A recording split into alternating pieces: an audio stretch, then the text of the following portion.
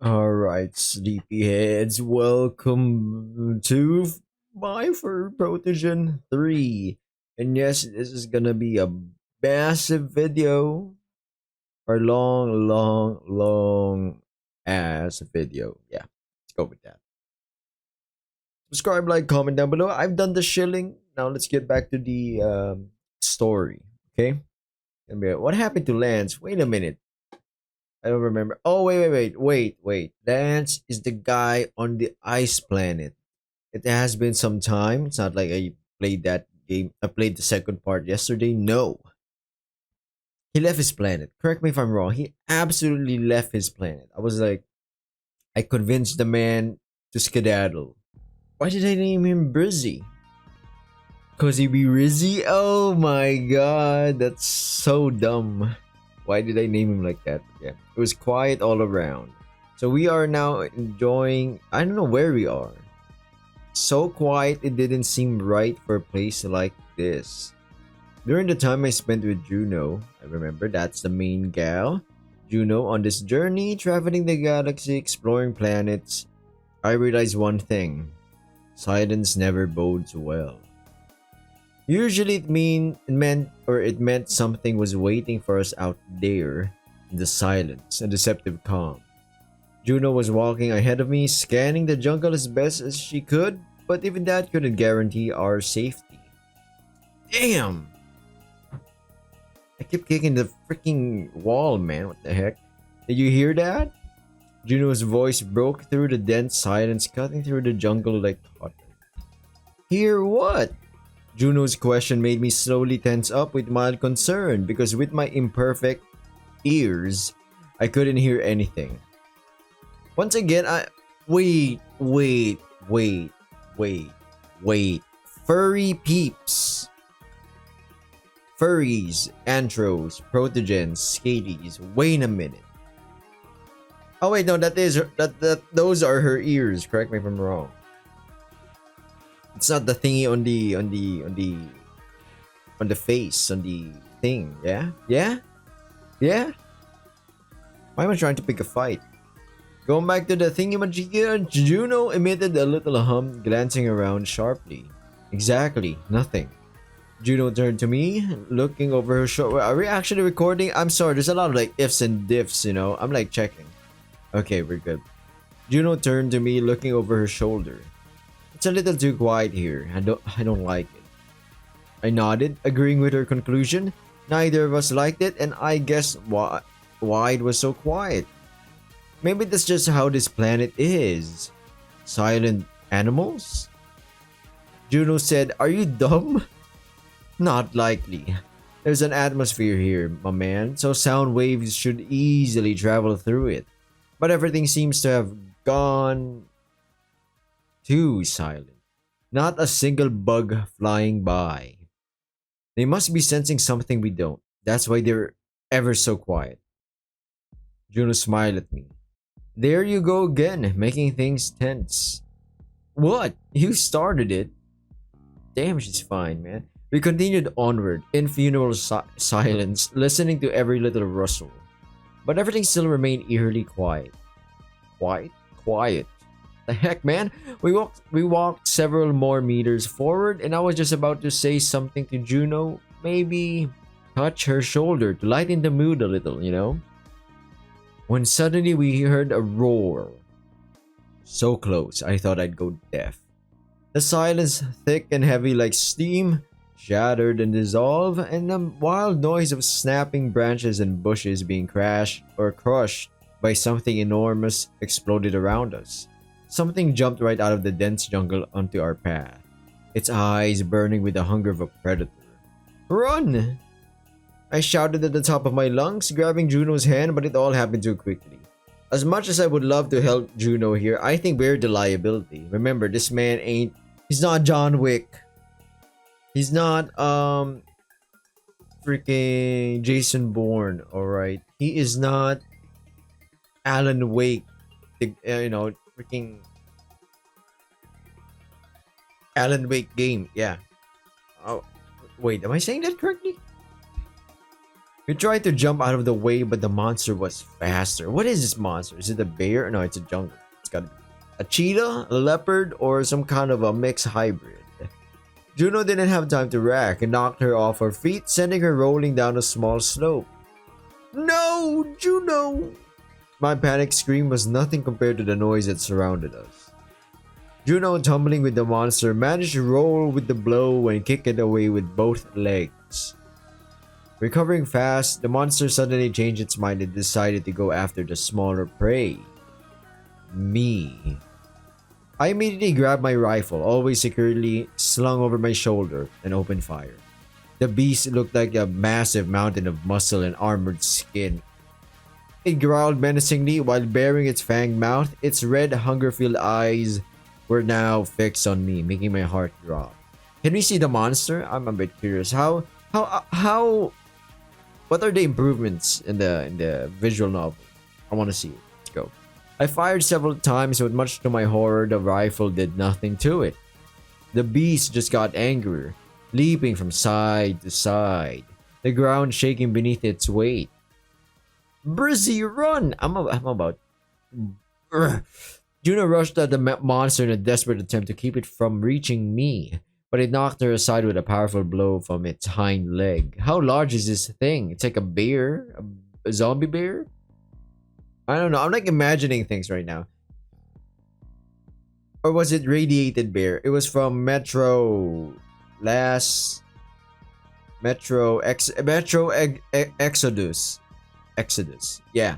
Exodus. Exodus. Yeah. That's the game where it has a radiated bear.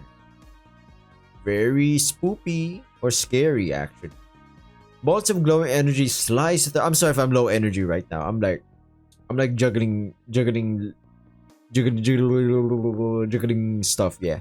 Bolts of glowing energy sliced through the air as I kept firing in the vain hopes that the shots would eventually do something. Well, if I was me, I'd be spamming. I'd be like freaking trigger finger, like you know what I'm talking about? Like ew, that sounded weird, but yeah. But it was no use. Its thick hide was like armor, and I didn't know what else to try to stop it. Juno shouted, "Run! It's not working!" I completely ignored her words. I wasn't going to run. Juno knew it. We've been in similar situations several times before, but she always tried to handle everything herself when something went wrong. Woman, I'll try to distract it while you think of something. Then I shouted at the top of my lungs, "Hey, Mr. Beast! Over here!" And then he comes here, with a challenge. Today, let's see if I can hunt a human and a protogen. If they win, well, I die. If I win, I donate $1 million to the next charity that you pick. But first, let's give them a head start. I don't fucking know. I'm pulling a freaking leg, man. I kept firing, aiming for the creature's eyes, trying to provoke it to attack me. Behind me was a small pit filled with poisonous plants, which Juno and I had recently passed, nestled right beneath the hillside. A plan formed in my mind instantly, and I acted on it faster than I could think it through or discuss it with Juno. Okay, yes, it is a high-octane scenario. Finally, the beast's attention was fully on me. After once again tossing Juno aside, it crouched, ready to pounce. At that moment, my heart nearly stopped, but I didn't back down. The monster lunged, kicking off the ground with its hind legs. I managed to dodge at the last second, pressing myself to the ground. The beast flew just centimeters above me and tumbled into the pit full of poisonous yellow plants. I jumped to my feet, looking down. The massive body disappeared among the twisting, bright yellow vegetation. So is it dead? For a moment, I thought the plan worked. Wait a minute, if it's a native, maybe it has some resistance to it, yeah? The next instant, as if nothing had happened, the beast leaped back at me, crossing the distance in a few huge bounds. Shit! Brizzy, watch out! Thanks to all the training Juno and I had done in bed, I managed to dodge it again, and a gust of wind from the monster's paw slashed past me. My heart pounded in my chest, and I felt my throat tighten up. But I barely kept my composure and didn't panic. I grabbed my rifle again and unleashed another burst of shots at it. The shots clearly irritated it, hitting its armored hide.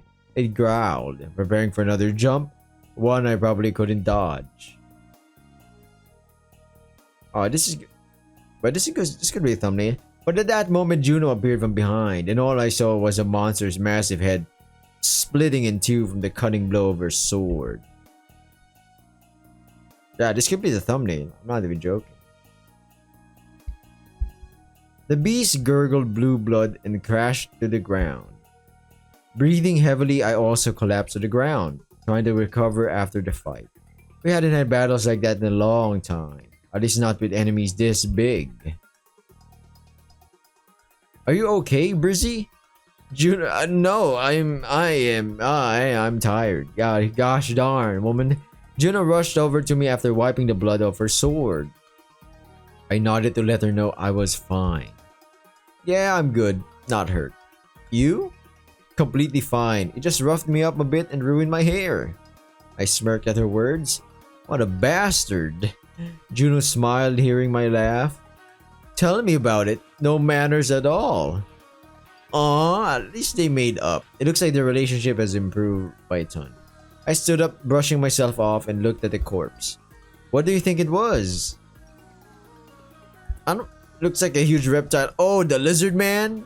Crocodile? Killer Croc? Okay, I've said like two different characters. I've seen something similar a few times, just not that big. Oh yeah, in Rule 34, am I right? Yes sir, my rifle didn't even scratch its hide.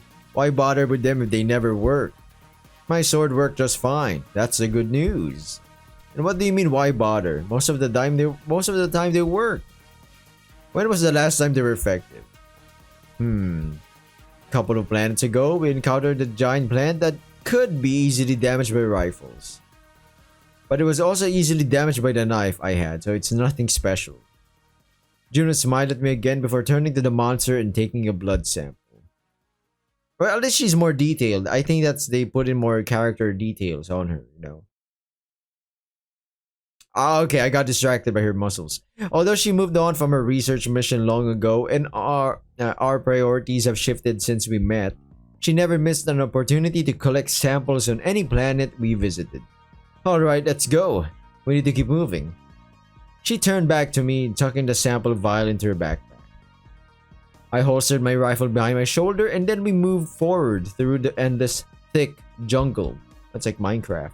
Moments like these with quiet, peaceful seconds sometimes reminded me of the past, of when we first met, when I saw Juno for the first time and how my life changed forever. Sometimes I even felt like I didn't remember my old life anymore. As if everything before I met Juno simply faded, like a distant childhood dream. 2 years? Damn, for the past 2 years I rarely thought of what brought us together. Juno arrived on my planet, my escape from duties and responsibilities I never wanted or was ready for, that were forced on me. If I hadn't met her, I'd probably have been with the Mother of Heaven by now, along with all my kind. Hey, are you okay? Juno's voice pulled me out of my thoughts. Of course, I'm just not used to this much action anymore. Come on, man, you've been doing it in bed. That's a lot of action. She smiled and nodded. Right, I haven't had a good workout in a while. But it just seemed to me that something's bothering you again. Nah, me? Come on, I was just thinking about the past. It's nothing significant. I can't remember the last time you brought it up. Are those just nostalgic thoughts or just nostalgic stuff, you know? Don't worry about it. I stopped grieving about it a while ago. I'm okay now. Alright then, just remember you can always talk to me about your negative thoughts, okay? Sure, I always tell you about them. If it wasn't for you, I might have healed much slower from all this stuff. She approached and kissed me on the cheeks. Both cheeks. Then said, I love you, Brizzy. I love you too. I kissed her back on the neck, which took Juno by surprise. I'm not okay. My mind is absolutely throwing me off. That's her mane, right? Her hair, like a lion, or another furry creature. Or is it like her hair and we could just brush it aside and kiss her neck? I don't know, man. After a few seconds, Juno smirked. Why not kiss her abs, man? I mean, calm down. Hey, you know, it can escalate pretty quickly if you kiss me like this. Whoa, right here in the jungle? You beast! I mean, I'm not complaining, but just an astute observation. Is it something to worry about? Since we're on the mission right now, yes. Wait until we finish everything and get back to the ship. Now let's keep moving. Yes, ma'am. Juno smiled, pinched my cheek, and turned around. She went further to the jungle and I immediately followed her. How much further, by the way? Double check, triple check we're recording. We are definitely recording. 16 minutes in. Juno checked the radar and replied, not far. I think about 20 minutes and we'll be there. I breathed a sigh of relief. We continued our way through the jungle, which seemed to be coming back to life. The predator was defeated, and so the usual life of this place began to flow again. You know what? When things start going silent, no bugs or arachnids or even birds or anything, a predator is nearby. It's a sense of death, I guess, or an instinct of danger. Time to shut the F up. Time to lock the fuck in. Going back to the game or visual novel, it's either because we moved from that predator's territory or because the other inhabitants found that their oppressor was dead. Yeah, that could be it. I agree. Hey, they have the same clocky thingy. You should calm down. She's wearing... I'm just gonna explain it, you know. She's wearing stuff and she's furred up, so I guess we're good. We kept walking, tossing out random comments, chatting about anything and everything. Finally, a serious expression appeared on Juno's helmet. We've reached our destination. This is the place. She pointed to a rocky mountain rising up, covered in moss and forests. I craned my neck trying to estimate how far I would have to climb. Is it high up?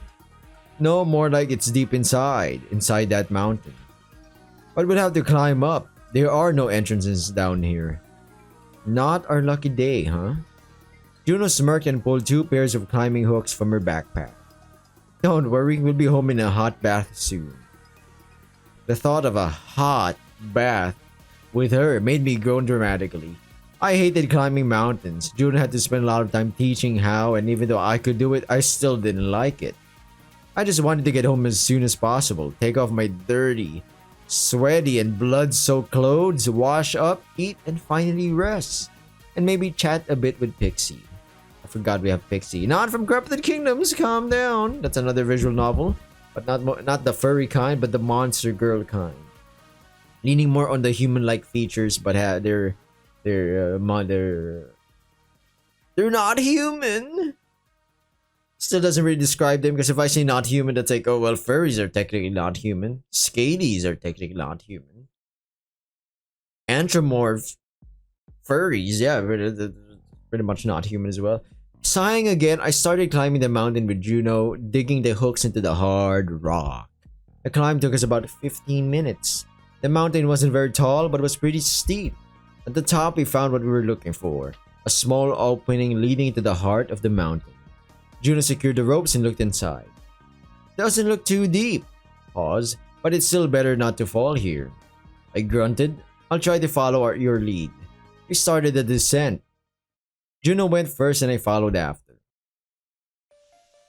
Inside the cave, it was pitch dark, and only the bluish glow of crystalline outgrowths lit up the walls, covered in thick, red moss. In the center of the cave stood the device, ominously embedded in the rock. The crystals in the device glowed with that sinister violet light we knew so well. It's oozing with goo! Ew! Juno signaled for me to stop. Don't touch it! Don't touch it, Brizzy. If you touch it, it will touch you. We're already in the safe range. Don't get any closer, Brizzy. I know, we've done this many times. Why remind me every time? Sorry, just worried you'd forget. Aw, that's a... Come on. As if sensing our presence, the crystal began to pulse. Ew, what the fuck? The moss near it was black as coal. Ready? Juno looked at me and I nodded in response. Always. Pulling a grenade, From my pocket, I armed it. Oh wait, no, it's got to be a high-tech grenade. I armed it and threw it right at the purple anomaly device. A moment later, there was an explosion. A violet sphere of energy briefly engulfed the device, and the crystals flickered, and then they went dark. Go! Juno dashed forward, snatching the device in two quick leaps. We both rushed to the rope and grabbed it, the mechanism instantly pulling us up. While I called Pixie, Juno wrapped the device in energy-resistant fabric. It was only a few seconds ago before the jet, piloted by Pixie, appeared from behind the clouds. It's like the Quinjet from Marvel. It descended above us. Juno and I jumped inside as quickly as we could. And as soon as the jet began to ascend, something strange happened out of nowhere.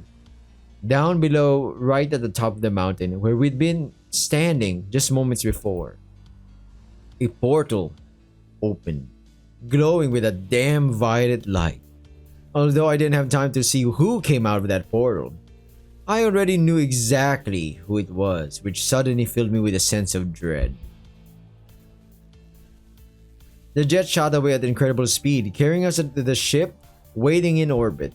When my heart finally calmed down a bit and stopped pounding in my chest, I turned to Juno. Did you see that? Juno nodded. That shouldn't have happened. He's showing up too soon. Damn it. I know, but the important thing is we got out in time. And not empty-handed. She pointed to the device, now safely packed in a protective case. I'm just double checking because the music kind of stopped. Oh, there we go. I can hear it again. Juno's words sounded optimistic, but I still couldn't shake the uneasy feeling gnawing at me from the inside. Even though I should be used to our adventures by now, after the last 2 years, I still couldn't relax. Every appearance of that bastard sent chills of terror through me. I remembered well how our I can't read this sentence. What the hell? I remembered well how our what the heck, man? I remembered well how our encounter 2 years ago ended. Remembered the fear I felt when I realized I might lose Juno forever. Neither of us knew who exactly we were dealing with, other than that he was a protogen. A protogen we had no useful information about. No name, no goals, no motives. The uncertainty ate at me. I couldn't come to terms with the fact that we were fighting someone we couldn't understand. Sooner or later, we just won't make it in time.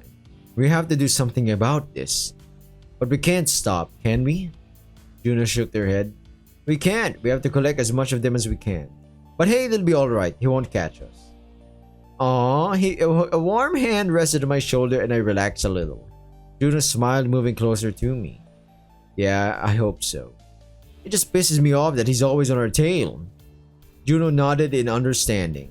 But we've already saved 57 planets. Yeah, they've been working. I think it's worth it. Worth it. A little warmth spread in my chest and I finally smiled. What we did wasn't for nothing. I knew it, always had. And that helped me cope with the fear that still buzzed somewhere in the back of my mind. Up ahead, our ship appeared and I finally allowed myself to relax. As soon as the jet docked with the ship and we were inside, Pixie's voice greeted us.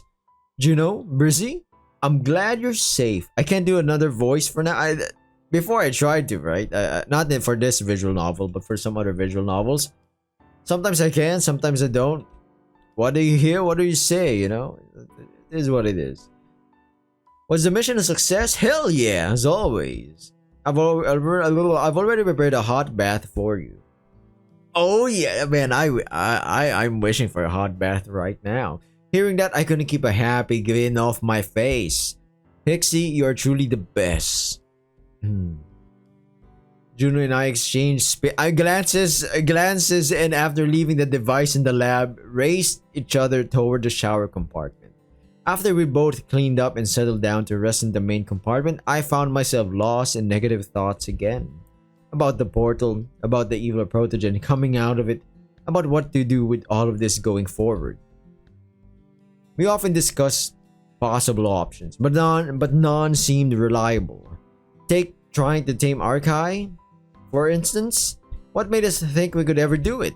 No matter how much we trained, it was pointless, and as time kept ticking by, we both understood we were approaching a breaking point. Hey, why so gloomy again? Her voice made me flinch slightly. Not gloomy, just thinking. About the same thing again? Yeah, about that protogen. Juno came closer, laid her hand on mine, and squeezed my fingers. Stop overthinking, it's alright. We're still alive. I know we're alive, I'm not overthinking. Just worried about our future missions. I know something that can help you. Oh my days! I know where that cheeky grin is going. I know where you're gonna lead this. Or maybe not. Anyway, maybe a hot bath. Maybe I am overthinking. Juno smiled and leaned forward and pressed her lips on my shoulder. Trying to calm me down? More like distract you. Her lips curled in a sly grin and she pulled me into a kiss. I didn't even think to pull away. Her embrace always calmed me, even in the shittiest moments. Comment down below if you had a Furry Protogen girlfriend. Would that make you happy? But I'd be happy anyway if it was like even if it was a chick or a dude. It's like, hey, you, me, space now. I'll be like, yeah, fuck it, let's go. I didn't even think to pull away. Oh, sorry, I read that already. If it weren't for her, I'd have lost my mind a long time ago. A second later, her hand slipped between my legs. Oh, pause, YouTube, calm down. That's a good distraction, for sure. So I assume it works. She giggled. It always works. Okay, this is too funny before I cut it out. You know, when she touched me, it always felt like I might explode at any moment. Okay, Juno's lips seemed sweeter than ever, and I kissed her back more and more boldly, gripped by arousal and a desperate need to finish. And that's where I cut. Welcome back, everyone. So, yeah, they did the job. The feet and the hand. Oh wait, no. The boobs. Okay, all right. That's the most detailed thing I could say. Without getting fully struck down by the hammer of YouTube. Over the past few years, I had gotten used to living on the ship, so much so that I could hardly remember anything else. It truly was my home, maybe even more than my actual home, which I barely remembered anymore, to my own shame. Even though not much time had passed, memories of my old home, even my room, became fuzzier and more faded with each day. It felt like a withered leaf fallen from a tree in autumn. Maybe it was because I'd never really seen that place as home. A place where my soul could rest and recover. Where I'd feel comfortable, free, at peace. Well, technically, I was already predestined to have a freaking messiah job or prophet, right? So technically, the free part is a bit debatable. Yeah. I think if I'm recalling it correctly, correct me if I'm wrong. You know, comment down below if that is the lore in the first one. Isn't it like a human planet? It's not in planet Earth. It's in a planet that's habitable, and they have their own religion or whatever belief. Yeah, you know what? I'm yapping. My home, a small wooden house in a corner of my native village, was a cage for me. A golden cage whose bars I could never really see beyond. After breaking free, I could never go back. And that too, I barely remember now. The people, their faces, their names. All of it was gradually fading from my memory. Or maybe my brain was just playing tricks on me. I remembered sensations more than actual images.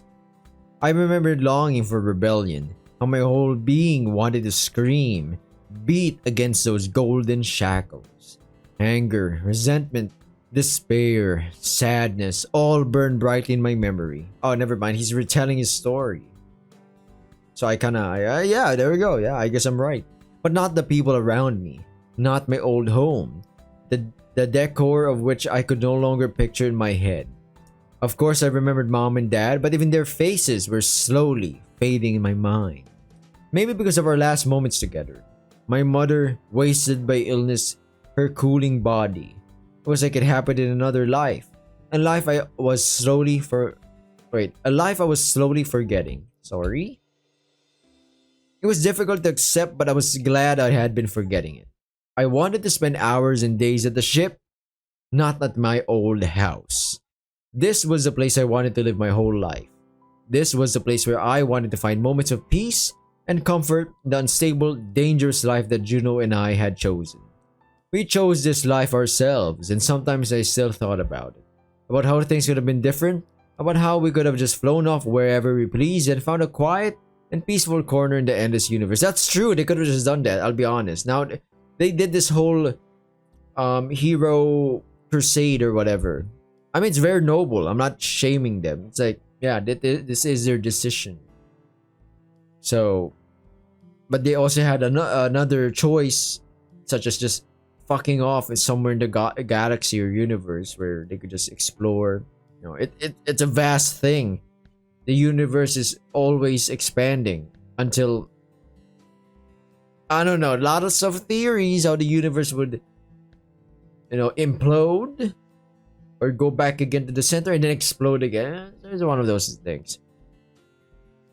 Okay, go back to the visual novel. We could have enjoyed every day together, forgetting about worries and mortal danger. But of course, it wasn't meant to be. Neither I nor Juno could ever just stop. 2 years ago, she asked me, "Are you ready to make a choice?" And I understood what I was giving up. I knew what I was risking. I couldn't have lived with myself if we didn't take the chance to step in and save those who needed saving. We couldn't just let whole worlds die and vanish forever to the endless void. And I personally could never sleep peacefully knowing the one who took my home planet, my parents, was still out there, free, praised with his own impunity. We didn't know who we declared war on, didn't know how we'd fight, but we were together. And that was already an advantage. This guy is just a gooner, and I can't blame him. Very noble of him. We spent 2 years preparing. I trained every day, never skipping a session, and in the end made real progress. At least compared to where I'd started. I'd come to terms with the idea that Juno and I could lose this war. That we might end up on some lonely, empty planet and no one would ever find our remains or know what we sacrificed for even the smallest chance at victory. But that didn't matter. We had a goal, my friends. We made our choice, and all that was left is to keep going to the end. Damn, what a speech. Hey, good morning, sugar. I'm kidding. Calm down. Get your mind out of the gutter. Juno's voice caught me off guard, making me jump. Today I got up before her and went straight to the kitchen for something hot to drink. But looks like my eyes will be feasting, huh? Even though there was no real day or night on the ship, or even space for that matter, we still tried to stick to a schedule. Morning. Is everything okay? You look a little down today. I shrugged. Yeah, I'm fine. Just a bit sleepy. Oh my days. Shout out to the studio, to the devs, to the publisher, huh? Juno nodded in understanding, sitting across from me. The next planet is in Sector 15L. I've already set the coordinates. I nodded glumly again. Come on, let's start training. We're really falling apart here. I gave her a tired smile. Yeah, there's no better way to cheer me up. Juno giggled, got up, took my hand in hers, and dragged me towards the training compartment. Pixie, can you set a timer? Of course, Brizzy. Enjoy your training. The ship's gym was a compact but well-equipped room located at the southern end of the ship, next to the laboratory. Well, I think I like the redesign of the backgrounds. See, this is what I'm trying to nitpick. Visual novels, the small quality of life things can make the difference. If we're going to a different room, change the background. Hell, change the lighting. Maybe change their suit or their dress or clothes. Depends, as I said, depends on the story. For them, no, they're in the ship. So that's a normal thing. Yeah. I'm going back to the game. I'm yapping again. Its walls were covered with a special soft material, which kept me from smashing my face or otherwise injuring myself during training. At first, I was completely useless here. Juno didn't even hit with half her strength, not even a quarter, and I was already sprawled on the floor like a pile of trash. A few times she even managed to break my nose. Not on purpose, of course, and then felt guilty for a long time. But I didn't pay attention to bruises and injuries. I trained with stubborn persistence, refusing to give up and finally, my efforts paid off. Gradually, the gym filled up with new and varied equipments which Juno either brought on interplanetary stations while restocking supplies or made herself from whatever materials were at hand. Now we had a whole complex with everything from power racks to holographic combat simulators. So they did improve for the 2 years. Good, alright. It's nice. This ship was a research vessel at first, but now it's equipped to the brim, armed to the teeth. Well, not exactly, but I think you get my point. I took my body seriously, and only thanks to that did I finally build solid muscle. I often came here alone just to work out, to put myself and my thoughts in order. Often I'd show up in the middle of the night when Juno was already asleep, and I just couldn't get myself to shut down. I think this game is making people subscribe to my channel. I don't know about that. The air here was cool, with a faint metallic taste of recycled oxygen. Here we'd blow off steam, hone our skills, and sometimes even settle random playful disputes.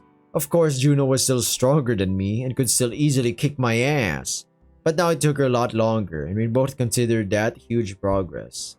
Are you ready to start? Juno stood in the center of the room, her hands wrapped in protective tape, her pale bangs clipped up on top of her head. She rocked slightly on her toes and had her eyes locked onto me. I stepped into the mat across from her, unable to stop the grin spreading on my lips. Excitement lit up in my eyes, blood began to boil in my veins. It almost felt like we were about to fuck. Oh my damn, not fight.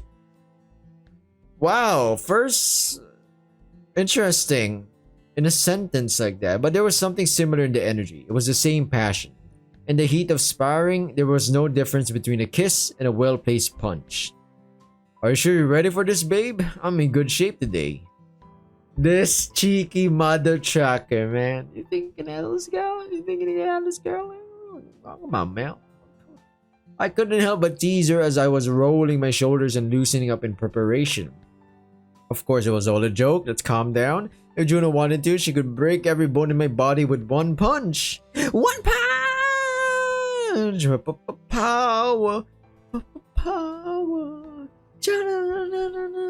So, okay, going back to the game.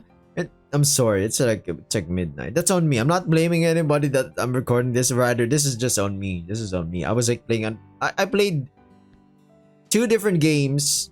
I don't know if I can. I'm trying to make a video. I don't know if I can make something. I don't know. Because usually I record 2 or 3 hour long sessions of a game or or different games, and then if it's not a visual novel, it takes me a while because it's like, okay, what do I want to achieve with this? Just to showcase a game? No, I don't think so. Yeah. Enough of the yapping. Save it for the stream. Eventually. Next year I'd stream 100% when the internet gets upgraded. Okay. Right now I'm like cool your jets, okay? Of course it was all a joke. If Juno wanted to, she could break. Oh, I read this already. Send me to the straight. Okay. Or whatever deity was local to where we were flying. Juno played along right away. Careful, darling. I wouldn't want to hurt your ego and bring you down to earth. I smirked, pairing with a gentle retort. Funny. I was just thinking the same about you. We laughed, raising our fists in a playful fighting stance. Juno mirrored my pose. Get ready. Let's see your current progress. We circled each other, our movements smooth and deliberate, well practiced from years of daily training. Juno struck first, aiming a punch at my ribs. I dodged easily, my man, and blocked her move, countering with a hook she ducked under deftly. We moved like that for a while, testing each other's defense, reactions, strikes, and parries. It was a dance of precision and instinct, a kind of foreplay. What's the matter, Brizzy? Getting slow and old? Juno teased, dodging a strong kick. My breathing was getting faster, my body warming up quickly, the temperature rising. Are they gonna do it again? They just did it like yesterday, man. I'm just giving you a head start. You're my girlfriend after all. Oh my, this guy's smooth, man. That's why I name him Brizzy. He's a breezy kind of guy. Juno laughed, making a feint to the left to catch me off guard, but knowing that trick, I jumped back just in time. Juno used her advantage, pushing me to the edge of our makeshift ring with a flurry of strikes. I blocked most of them, but one slipped through, catching me in the cheek. How's that? A sly smile appeared on Juno's helmet. She stepped back, giving me a few seconds to rest. But I didn't need it. I touched my cheek and my grin go wide there. The excitement was burning away all the bad thoughts. That's why I love sparring so much. You just got lucky. I could have dodged, but decided to let you have it. This guy. Of course, we were both just joking. Me going easy on Juno? Now that's funny. But it no longer bothered or upset me that she was stronger. After all, we were different species. It was no surprise our bodies, even if similar in some ways, were still fundamentally different. Yeah, sure. Keep telling yourself that. After resetting back into position, we resumed our sparring session. But with our movements now sharper than before, the playful teasing replaced by focused tension. I landed a series of quick punches, forcing her into a defensive position. She blocked and dodged it, never taking her eyes off me, waiting for me to tire out. What would be a good sound effect for dodging? Would it be like a padded thing, like poo poo poo poo, like something like that, right? I don't know. Comment down below. Maybe someone got better ideas. Finally, Juno took her chance, stripping me and sending me sprawling on the floor. I groaned but rolled into my back, laughing. Okay, you win this round. But it wasn't fair. I got distracted. Juno reached out to help me up, laughing too. Interesting. And what distracted you? I got up, rubbing my thighs and stomach, the spots I'd fallen on. Your beautiful eyes. Juno laughed. Naturally, it's always your beautiful eyes or your wonderful body. It's never my skill. I can't help it. Your eyes draw me in. And I constantly have to fight against your charm. Oh my goodness. Oh, whoa, this guy is raising me. But I'm used to it. Listen, I played a lot of VNs, the main character. Lots of pickups. Some of them are witty, some of them fall flat, some of them are funny. But yeah, going back to the VN, we both barely held back our laughter, trying to keep serious faces. That's my secret weapon. Exactly, but don't get too comfortable, because next time I'll get you. Juno smiled. I believe it when I see it. She grabbed a towel from the rack and tossed it to me before taking another for herself. I wiped sweat from my forehead. My hair was already soaked through. All jokes aside, you're getting better and better, Brizzy. That last move was impressive. I'm proud of you. Thanks, Juno. I couldn't have done it without you. My voice was warm and sincere. Juno smiled and touched my hand, gently squeezing it, her usual frequent gesture of support. So, should we try the... I really don't know how do you pronounce that? Archai? Arc? Arsai? Archai? Should we try the arc training today? Screw it. I sighed faintly. No matter how much we trained, it all seemed pointless, but Juno asked with a trace of hope, and I couldn't refuse her.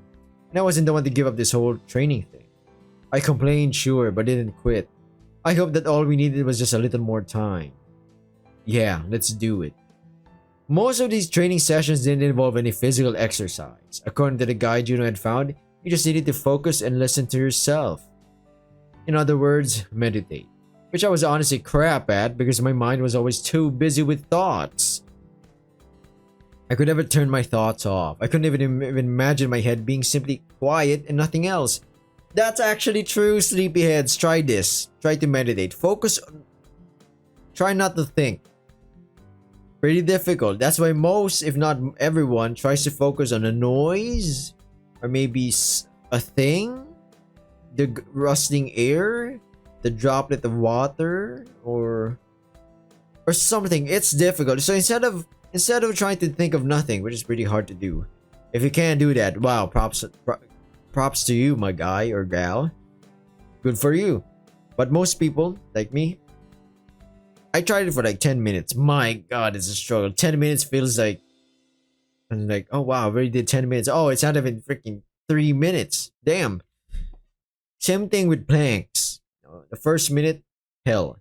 Second minute, or the 2 minute mark is like, okay, I think I can keep going. The 3 minute mark, oh, it's painful. It's really getting there. It's really painful. And I think that's my max, if I recall. Now I've stopped doing all of that stuff, so I think I can only do a minute, just a minute now.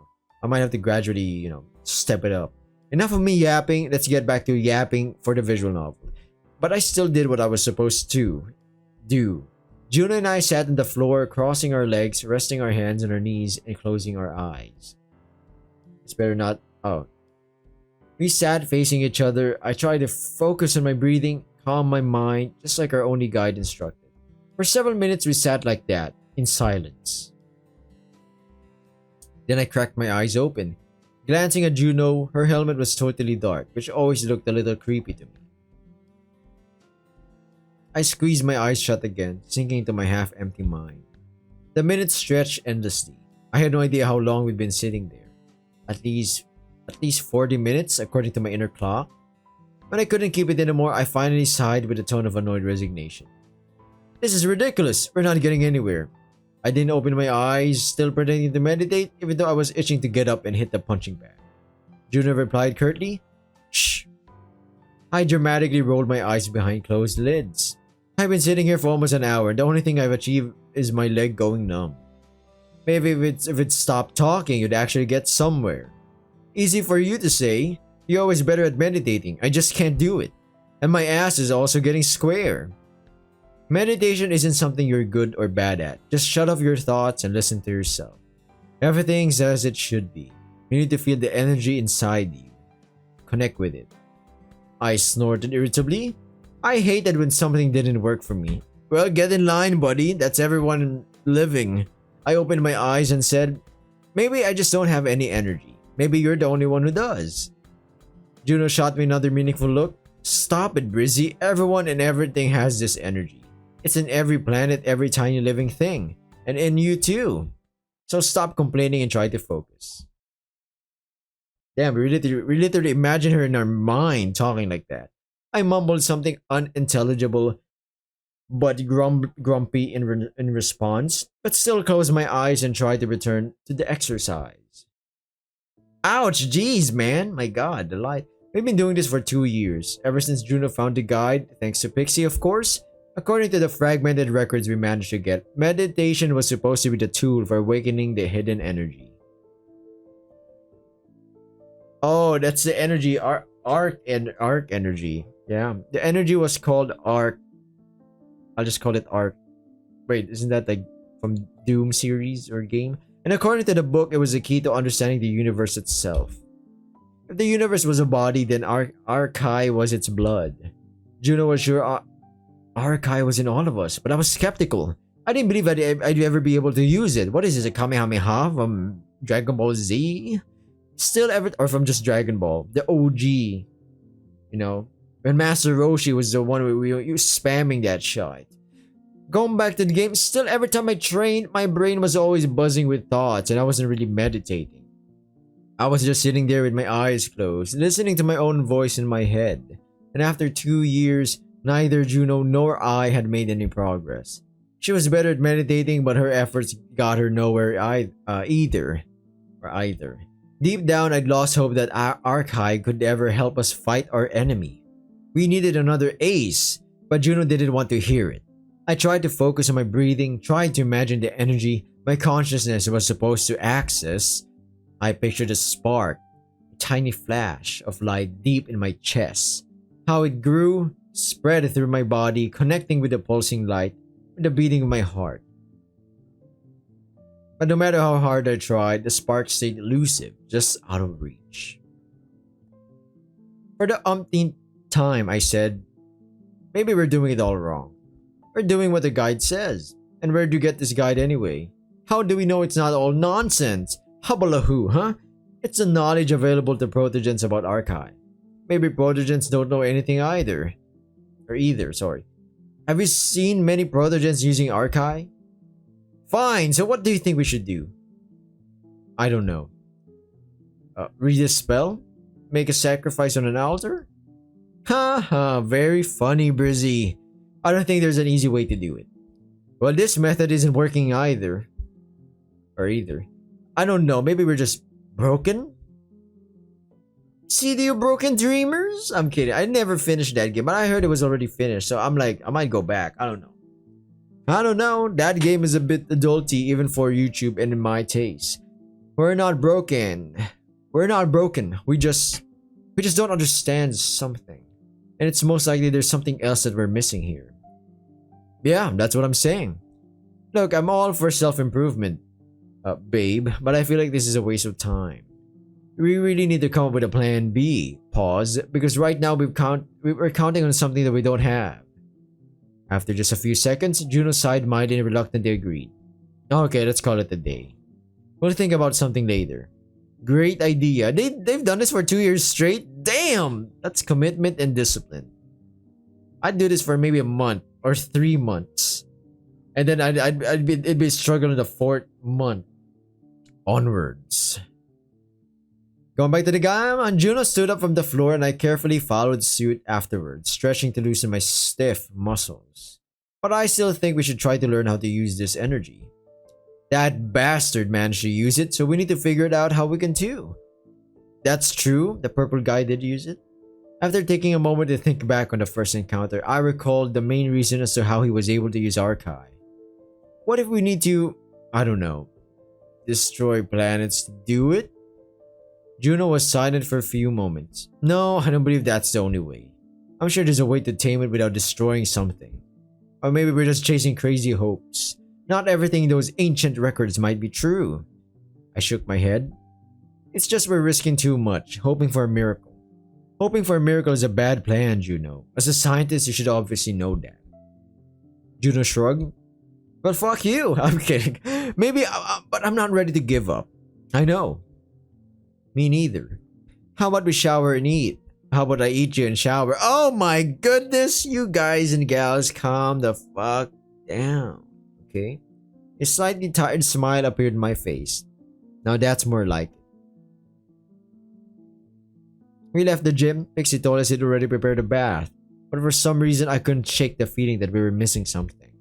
Something very important. I didn't know what, and neither did you know. So all we could do was keep doing the same thing, hoping that one day something would finally work. Maybe? I don't know. I don't know about that. I got used to the fact that we were always on the move, never staying in one place for more than a couple of days. Most of the time, Juno and I spent our days together, of course, training, talking, doing it, and trying to somehow add some variety to our pretty monotonous routine.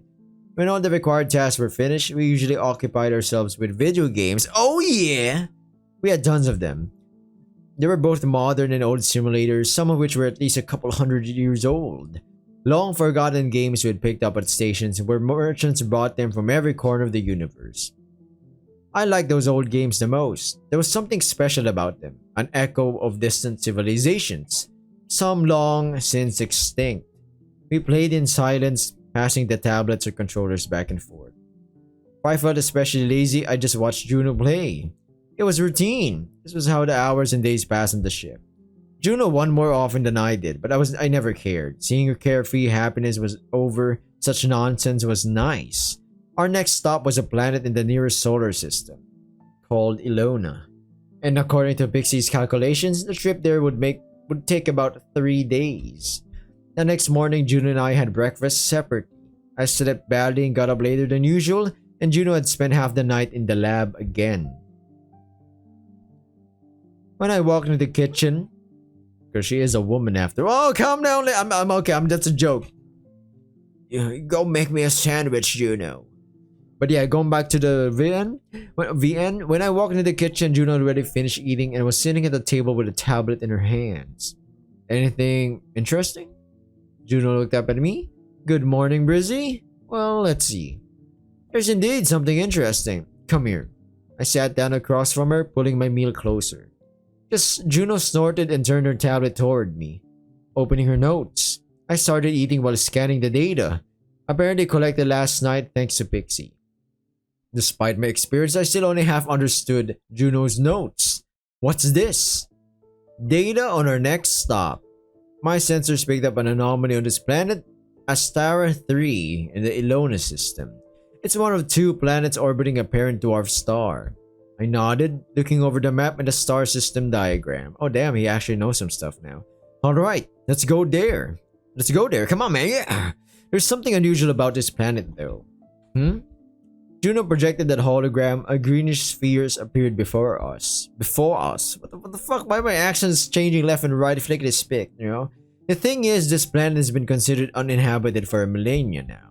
It died out long before I started my space expeditions. Since it's so far from the Protogen homeworld, almost no one ever went there. The race that lived there developed very quickly. Some data remains already 3,000 years old. According to them, the Stara inhabitants were biologically very similar to your kind, with very small differences. They reached out to other beings in the universe, eager to make contact. But over time, they became more hostile to interplanetary contact. Eventually, they stopped responding or sending signals, keeping to themselves. No one knew what happened there. Like I said, there was only one expedition, and the info is long outdated. The Protogen Open Database, only few notes remain. Last contact with the planet. 3,000 years ago, and last activity in this galaxy, 2,500 years ago. Since then, nothing. Go? As I took another bite, the hologram faded from a blinking dot to a dead, lifeless circle. So, did something happen to them? Do you think they were invaded or destroyed? Juno shrugged. It's possible, but unlikely. There aren't that many advanced aggressive... Oh, what the fuck? There aren't that many advanced aggressive races in the universe. Ones that prefer conquering planets to exploring. Intergalactic councils keep watch over such species. Think about it. Who would waste so many resources and time just to wipe out a distant civilization? Whoa! Stellaris tactics. Yeah, I mean, wouldn't you? Like, some homeworld is trying to fight your empire, and then they're like, oh, we're gonna go independent. Oh, you're gonna go independent, eh? Alright, send in the army. Be lucky I'm sending in the armada, the fleet, instead of straight up just popping your freaking planet, or maybe solar system. Either way. Plus, I have no data on military contacts within this galaxy in the last 3,000 years. What about space pirates? Could it have been them? Juno smirked. No way, pirates are just pests, small-time thieves on a universal scale. They attack cargo ships, sometimes tourists were hostages, but attacking a whole planet? Not a chance, they don't have the resources. Very confident for 3,000 years ago of data. Then it really is weird, a whole civilization just vanish? That happens too, but there's usually a logical reason. Sometimes the population wipes itself out, sometimes there's a catastrophe that wipes the planet out. But all of that takes time. A highly developed civilization doesn't just poof overnight. And this one went dark in just a few years. Could it have been another anomaly, like what happened to my planet? I thought of that too, but I doubt it. Anomalies should leave an energy trace for millions of years. And this one doesn't have any, huh? Exactly. So it's a ghost planet. Ooh, interesting. Okay. I finished my breakfast and shrugged. Well, the universe is full of mysteries, but we did solve the mystery of life. And that is the answer is 42. Good reference, goated reference. Come back to me when you're old enough. That's also right, but there's one more mystery we have here. When I say old enough, I'm like, do you know that reference? Maybe you don't. Maybe you don't, my man. Maybe you don't. Another one. Juno brought up the latest data collected overnight. You know, I always send a signal before we go to a planet to see if its inhabitants can receive it. We've done that many times now. Most of the time, there's no reply. Either the civilization isn't advanced enough or there's just no intelligent life. I was sure there wouldn't be a reply this time either. The UN-21-2112 system, or Ilion, where Astara is, has long been declared uninhabited. But they sent a reply. Oh my god, a ghost planet is not a ghost planet after all. Somebody fiddled the records, or nobody just gave a shit because this is like a far ass place. It's like, I'm gonna update my data. I mean, traveling God knows how long where just to say, yeah, there's people here. Screw that. Juno pointed to a holographic chart showing the reply loud and clear. My eyebrows shot up in surprise. Oh shit! For real? Yeah, bro. For real. I'm kidding. There was just one signal in one of the most common old Astara languages. French. I'm kidding. The hologram formed words written in symbols I didn't recognize.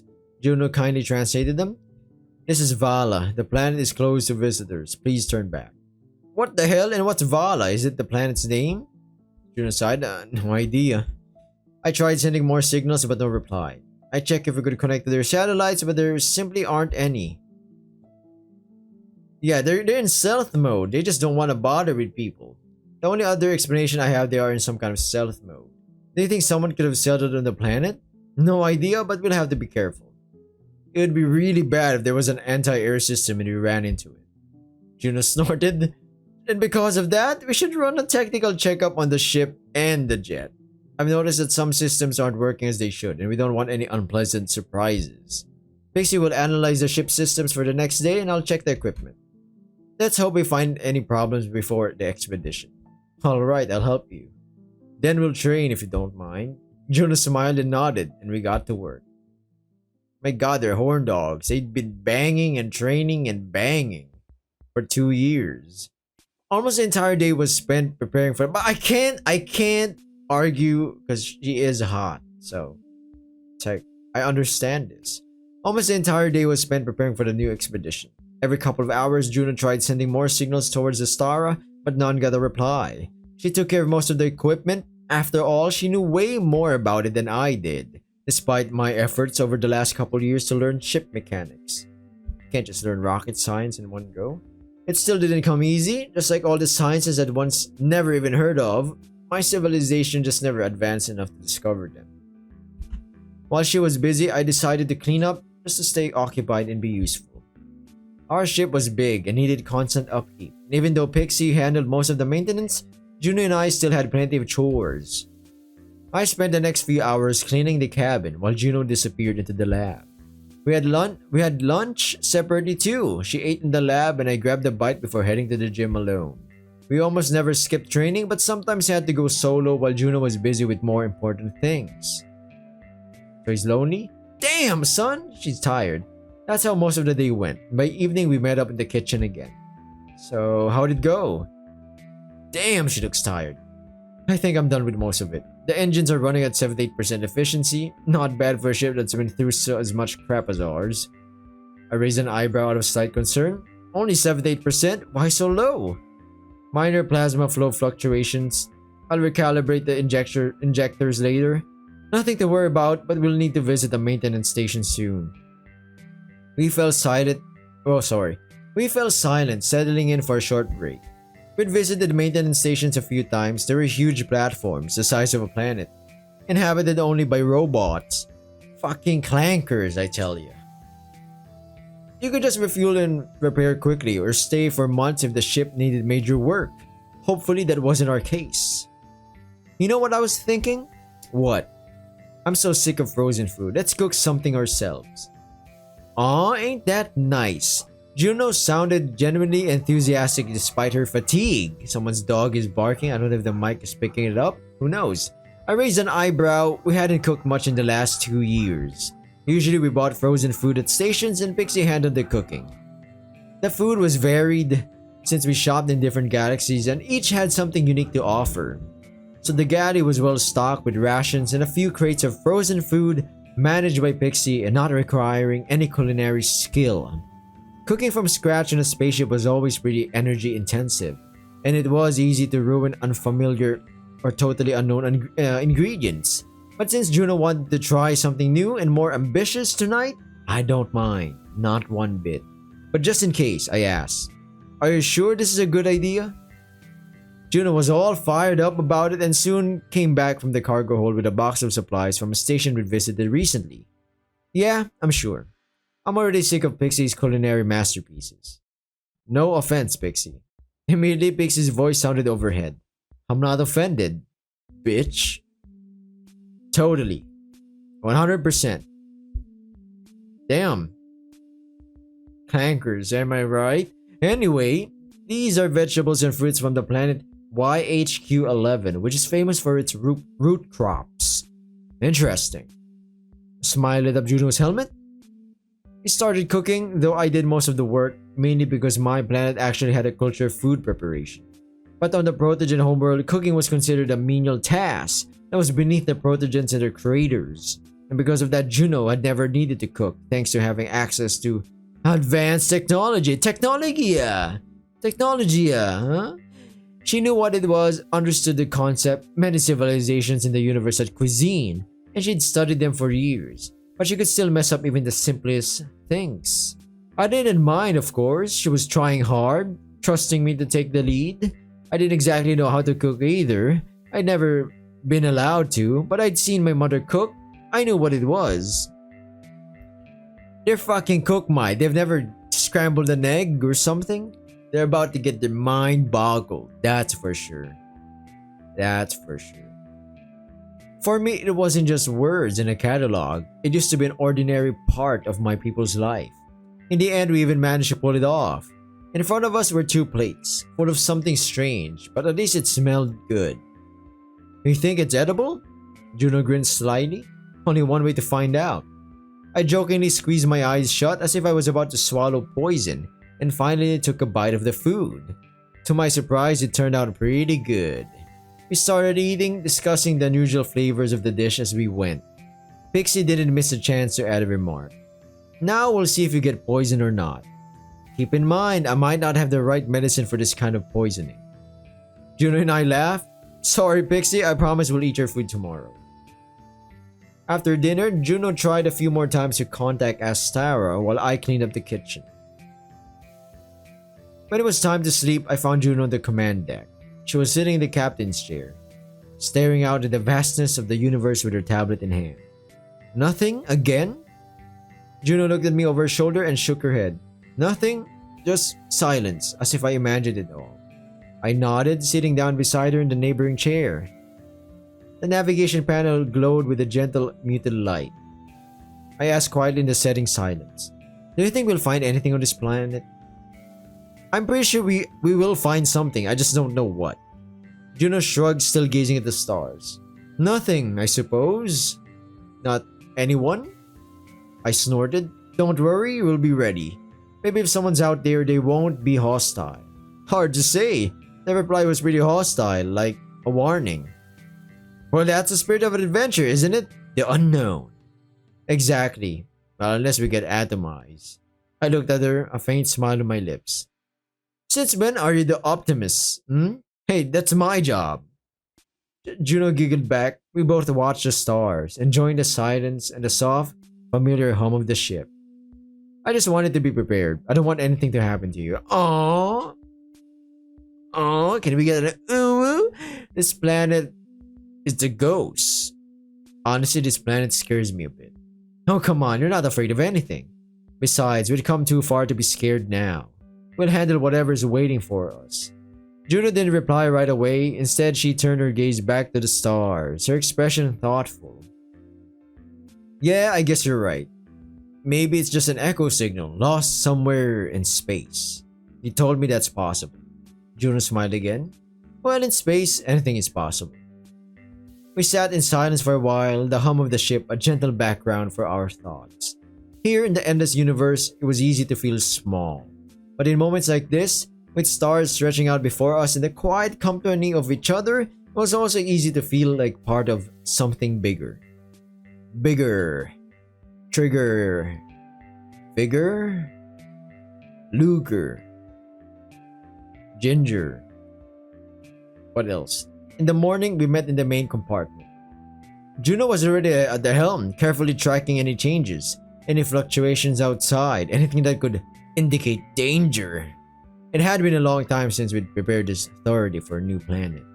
Usually there was no need. Our routine was honed by long experience. Land, grab the purple stuff, and then leave. Of course, there were always risks, but they were of a different kind. Big predators in the latest planet, for example, or natural difficulties, temperature, weather, atmosphere, or the lack of it. Usually if a planet had intelligent life, it was pretty undeveloped, like on Wire, which we visited once, and we kept out of their way, leaving no trace of our presence. This time we had no idea what to expect. Star was intimidating in its mystery. Morning. How are you feeling? Alright, this is the second recording of this. I'm just putting and mashing things together, one full-blown thing. Maybe you will not notice it. Maybe you will. Maybe you absolutely will notice it because I'm telling it straight to you right now. It is gonna be one big video.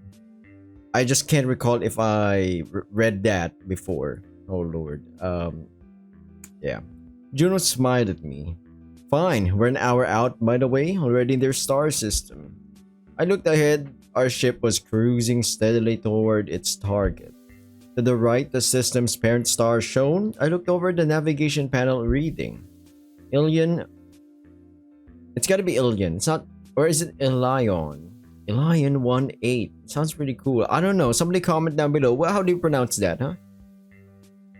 Ion? It's not Ilion. It's Ilion. Ilion 1-8. That sounds actually better. It's the biggest star in the Ilion system. Although by galactic standards it's categorized as a tiny one. The ship glided through the inky reaches of Ilion, its smooth silver hull reflecting the faint glow of a solitary star. Inside it was filled with the quiet symphony of machinery, the steady pulse of life support, the occasional beep of navigation consoles, and the low hum of the low hum of ion engines. Just another day in the endless rhythm of deep space. I leaned back in the chair, putting my feet up on the edge of the control panel. In front of Juno and me, a holographic star map hovered, a complex web of coordinates and trajectories casting a pale blue glow on our faces. I tapped my chin, studying the map I could now mostly decipher thanks to Juno. No more signals. No. Silence and emptiness. Though if someone's there, they've already spotted us.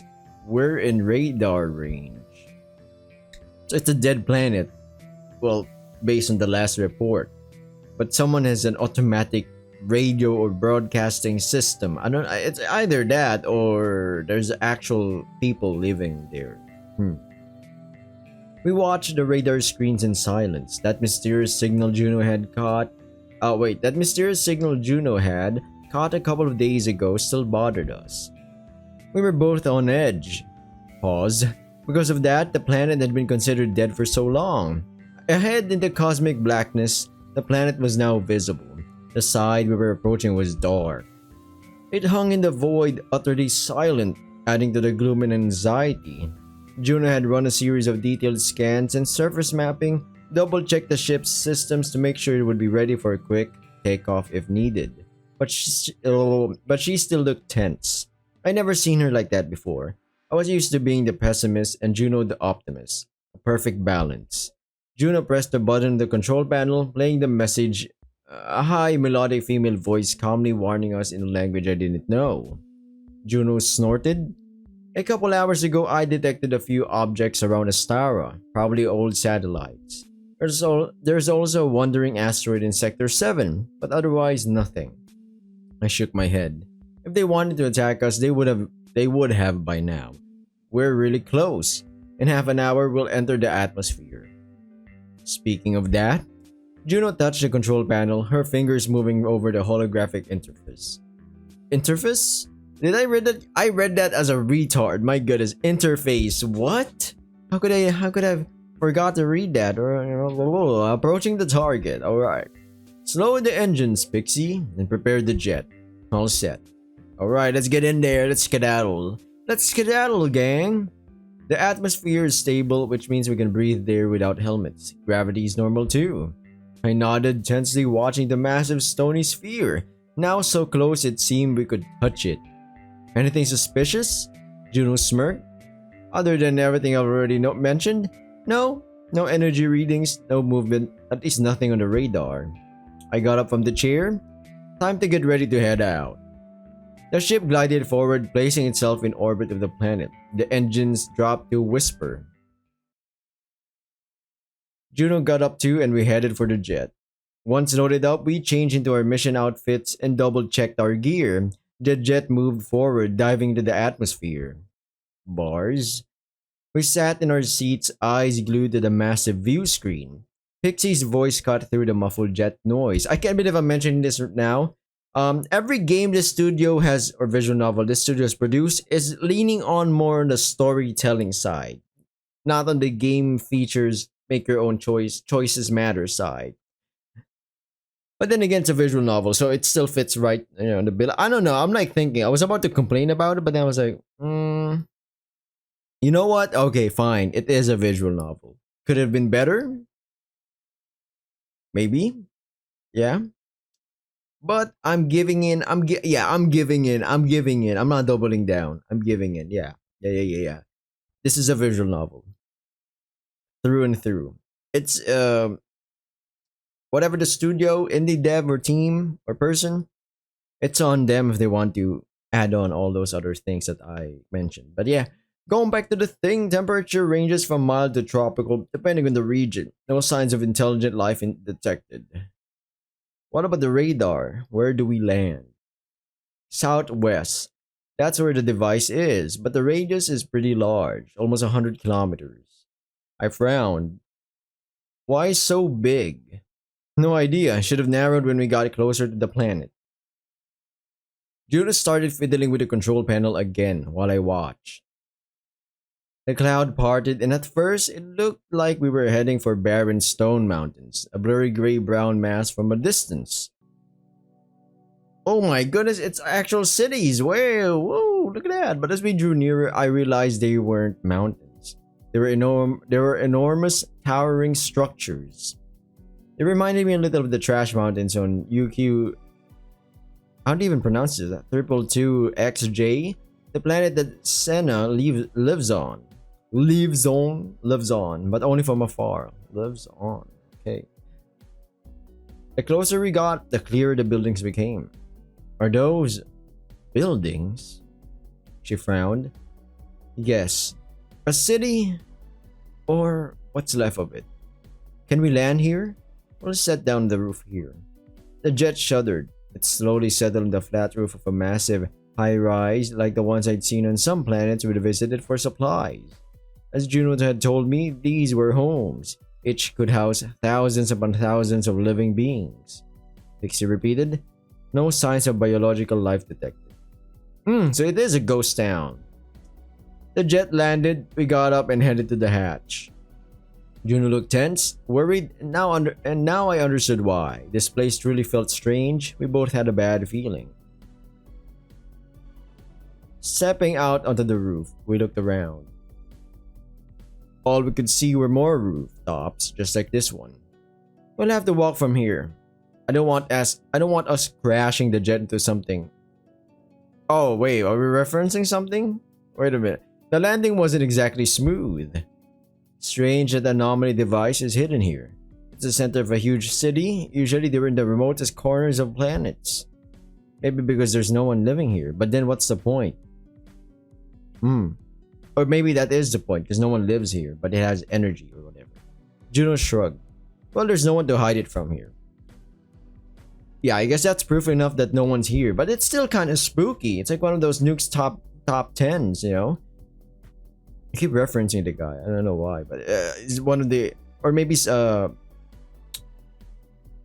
Bub. I think that's the other channel that has compilations of scary, spooky clips, IRL.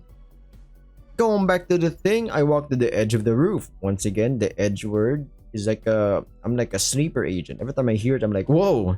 But then, no, it's a freaking word, man. What are we talking about? Same thing with nodes and data structures. You have edges. But going back to the thing, the view was unsettling. A deserted, long dead city. Deserted, yeah, I said it correctly. Or as Juno said, what was left of it? Everything was covered in moss and yellowing grass. It must have been autumn here. Broken windows, empty frames, everything so abandoned, so lifeless. Yet once millions, billions of living, thinking beings lived here. I got chills down my spine. She turned to me. We need to be careful. Don't split up. It's easy to get lost here. We might run into animals. Somehow I doubt there are any animals here, not even birds. Well, maybe we scared them off. Let's wait and see. I looked at Juno, her helmet reflecting worry. You still think there's something here, don't you? I don't know, but we shouldn't let our guard down. I couldn't help but smirk. As if we ever did. Pixie, who'd been quietly scanning the area this whole time, spoke up again. No threats detected. You're good to go. Okay. I took a deep breath. The air was dry with a hint of oxidized metal, moss, and dust. The sky was heavy with a dull orange haze, letting only weak sunlight pass through it. This place seems nostalgic, that's what I would say. But it also gives that eerie feeling. I mean, I'm just imagining it because right now, it's like a book, right? Gotta imagine some of these things, even though there's a background. Ahead, the city loomed, jagged towers of blackened alloy. Their facades.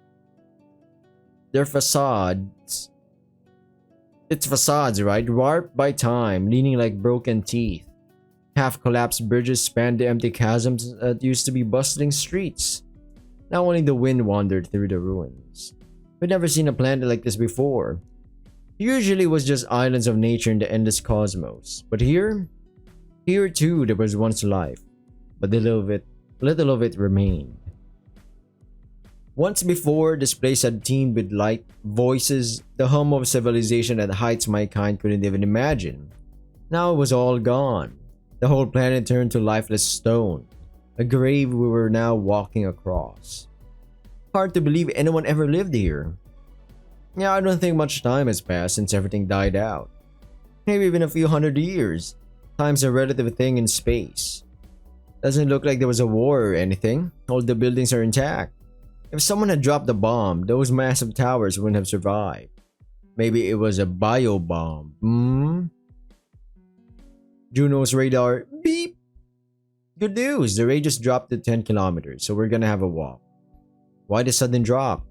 Not sure. Maybe interference from landing? I didn't like it. There'd never been interference before, but I didn't argue. Wish I could whoop our ass. Juno and I went down an extremely long staircase and finally found ourselves in the middle of an empty, long abandoned street. Everything was overgrown with moss and grass. The roads were perfectly clean, no sign of former activity, as if someone had carefully cleaned them before the entire population just vanished into thin air. I carefully stepped along the cracked sidewalk, bits of stone crunching under my boots.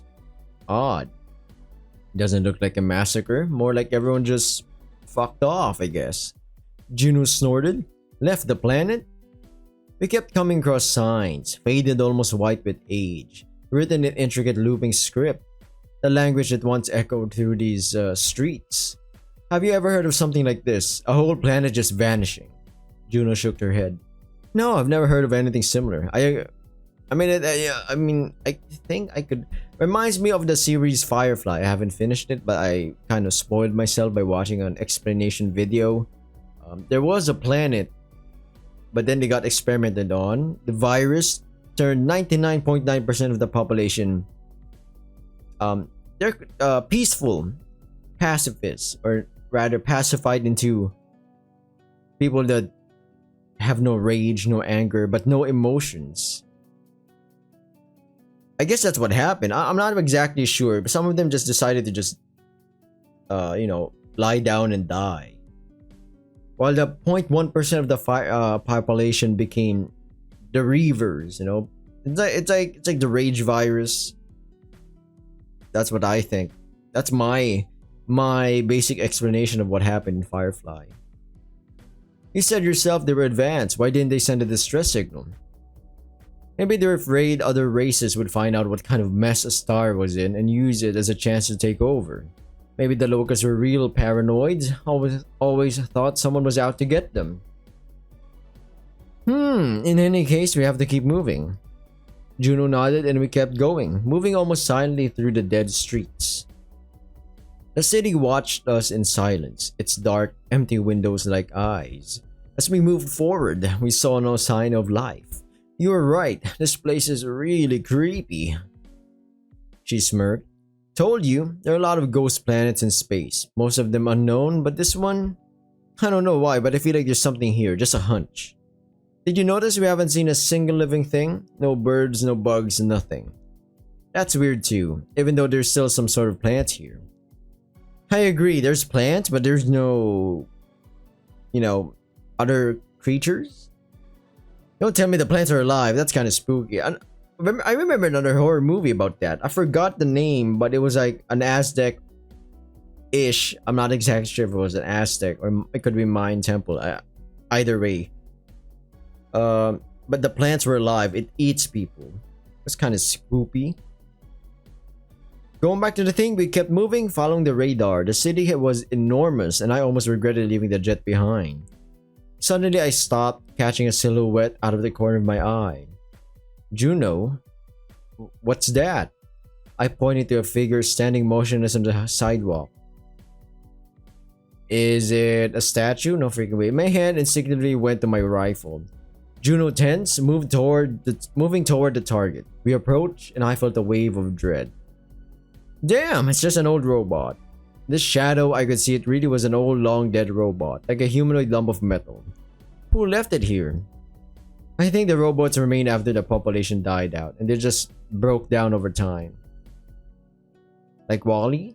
Man, that's sad. We left the robot and moved on. Okay. Time thing? I didn't know how much time had passed, but I felt my legs starting to ache. We didn't walk these kinds of distances every day. Most of our travels were spent on the ship. We're almost there. Yeah, I can feel it. Juno smirked. According to the radar, the anomaly device is somewhere nearby, in the closest building. Right here. She pointed to one of the houses. A 4-story building overgrown with thick moss. Great news! Let's go, let's get this over with. I really don't like it here. At least it's some variety in our routine. We entered the building and began sweeping the floors. Usually you could literally feel the anomaly device energy. It was like a faint vibration spreading in all directions. Of course, we never got too close. Otherwise, our remains would have been drifting in open space along with the debris of a destroyed planet long ago. But even at a safe distance, the vibration could be felt. It was so subtle that only years of experience taught me to notice it. After searching the first floor, then the second and third, I realized I didn't feel anything, as if the device wasn't here at all. Maybe because the entire place is dead, the device didn't turn on. It was trying to find living material, but then it's like, yeah. So it never really activated. That's my 2 cents. I'm not saying I got in there. You might assume that I went in, skipped ahead. No. Alright, going back to it. Are you sure it was here? Juno fell silent, thinking. It should have been. My systems detected the anomaly even before we approached the planet. As we got closer, the signal was still there. This is nonsense. We stared silently at the map. The radar was desperately searching for a signal. I don't like this shit. Not one bit. This has never happened before. Juno? Panic started to build in my chest. What were we supposed to do now? Deep down, I just wanted to leave everything and get out of here. Maybe we just weren't meant to save this planet. We waited tensely for a few moments. There, the signal is back. A new point flashed on the map, a kilometer south of us. Are you sure we should go there? What if it's a trap?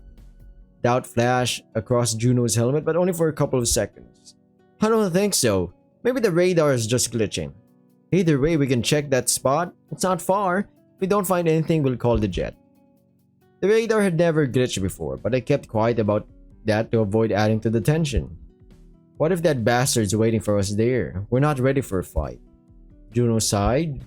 I know, but we can't leave the device here. We can't let it gather even more energy. Let's just check it out, and if things go bad, we retreat. Okay? I was still unsure. A sense of impending doom twisted my insides, but Juno was right. We had to get the anomaly device, and that meant we couldn't back down now. Fine, but if anything happens, we leave right the fuck away. No hero acting, Juno. I know, I promise. And with that, our hero set off another grand adventure. Leaving the building, we headed further into the ruins of the city. The air was thick, with sour notes of rust, stone, and metal, making my throat itch after a while. H-I-O, pause. The wind swayed the tall grass and the peaks of tall tower houses. Pierced the orange sky above us, their jagged outlines cutting into the horizon. Juno walked ahead of me, her steps silent despite the crunch of stones under my boots. She didn't look back at me, but I knew she was watching my every move, ready if something went wrong. And I was ready to counter any external threat at any moment. We watched out for each other, and now I kept glancing around, afraid to miss any danger. We're almost there. She pointed ahead and I followed her gesture. The street opened up into a vast square. Is this a Prometheus scenario? The sequel? Correct me if I'm wrong. Yeah? Where they... Nah, no freaking way. The street opened up into a vast square with a statue in the center. Beside moss all over it, it looked brand new, as if time hadn't touched it. As if even the moss parted around it without touching it. The statue resembled a woman of my kind wearing a robe. What the hell is that? Looks like a monument. It's amazing that it hasn't been destroyed over time. We examined the statue, puzzled. A faint smile rested on its serene face. My gaze fell on the text beside it, engraved with symbols, rounded loops and lines forming a language I did not recognize. There's an inscription. I pointed my wrist computer at the symbols and it quickly translated it. Vala does not sleep. Vala dreams. It means they continue on. You know, the city, the city broke before the guard did. What does that mean? And who is this Vala? That word was in the warning signal, remember? This is Vala speaking. Sounds like a name. Maybe it's a local deity or a ruler? Juno shook her head thoughtfully. That's quite unlikely. From what I read about Astara, the intelligent species living here abandoned religions, cults, and beliefs a long time ago. They developed quickly and preferred science. Well, when shit hits the fan and you don't know much about science, like oh my god, I can't even remember the fucking name. Was it Dr. Stone? The Senku. If you weren't as smart as him, yeah, you'd be believing in God real quick. Maybe it's not a person's name. Maybe it's the name of a country, for example. Before Astara completely closed off all channels and its airspace, their society was united in one state, Kaltaria. Maybe Astara fucking nuked itself and now we're here. Maybe it was one united state. But everything, of course, does eventually fall. The Kaltarians spoke one language except for some regions that kept dialects, a mix of the main language and extinct ones. Do you think Kaltaria could have split into countries? Maybe they had a war or something like that, long before extinction. I don't know, I don't think it's a country. I grunted. Agreed, it really does sound like a name. Forcefully had to agree with her. We stood silently for a few moments, staring at a statue, which silently gazed back at us. What do you think happened here? Do you have any guesses? Any at all? She shrugged. Honestly, I've never seen anything like this. I'd say it was a virus, but it's still strange. Look at the streets. Everything is just as it was back when these beings lived. Even the things inside the buildings are untouched, as if they just disappeared, vanished. Is this like the movie, Japanese horror movie, where everyone slowly turn into get eaten by shadows? Was it Pulse? I can't remember. Someone comment down below. I can't remember. There was an American version of it. Going back to the thing, honestly, Brizzy, I have no idea what the hell happened here. A distant metallic creak echoed through the ruins, as if the huge buildings were sighing. Let's go, we're almost there, this way. Juno pointed the way and we continued. Rounding the square, we reached a huge building. It towered over us like the skeleton of some ancient beast. Its massive spires reaching upward, its walls etched with centuries-old streaks of rain and wind. Whatever it once was, a government center, a temple, a marketplace, now only echoes of its grandeur remained. Can we see it? There we go. Ew, this is fucking disgusting, man. Entering the building, we found ourselves in a vast, spacious hall. On the wall in front of us, the same words were engraved. Vala does not sleep. Vala dreams. Is there an anomaly device here? Though I still didn't feel that familiar vibration. Yes, somewhere nearby. Just need to... Oh, crap! I turned to Juno. What is it? Damn it, the signal's gone again! She pointed to the map. There was nothing on it. My heart clenched with anxiety again. Oh shit, we need to get out of here. This all reeks of trouble. Called the jet. This time Juno didn't argue. She raised her hand to her helmet. Pixie, we need the jet in the next few minutes. Pronto. A jammer nearby? Pixie, are you there? I repeat, we need the jet. We're heading back to the ship. I'm fucking running. I'm booking it, man. What's going on? Why isn't it responding? That's scary. Okay, Juno opened a hologram, her fingers sliding through the air. No signal. It can't hear us. What do you mean? Why is there no signal? I don't know either. We both went silent. Shit, the signal just disappeared. That can't be, Juno. It couldn't have broken, or it couldn't. The device works just as before. But there's no signal. The radar isn't working. I curse. Fuck! Fuck this stupid ass planet and people disappearing, kicking a pebble at my feet. What do we do? Let's stay here for now. We need to rest a bit. I'll try to reboot all the devices. If that doesn't work, we'll head back to the rooftop.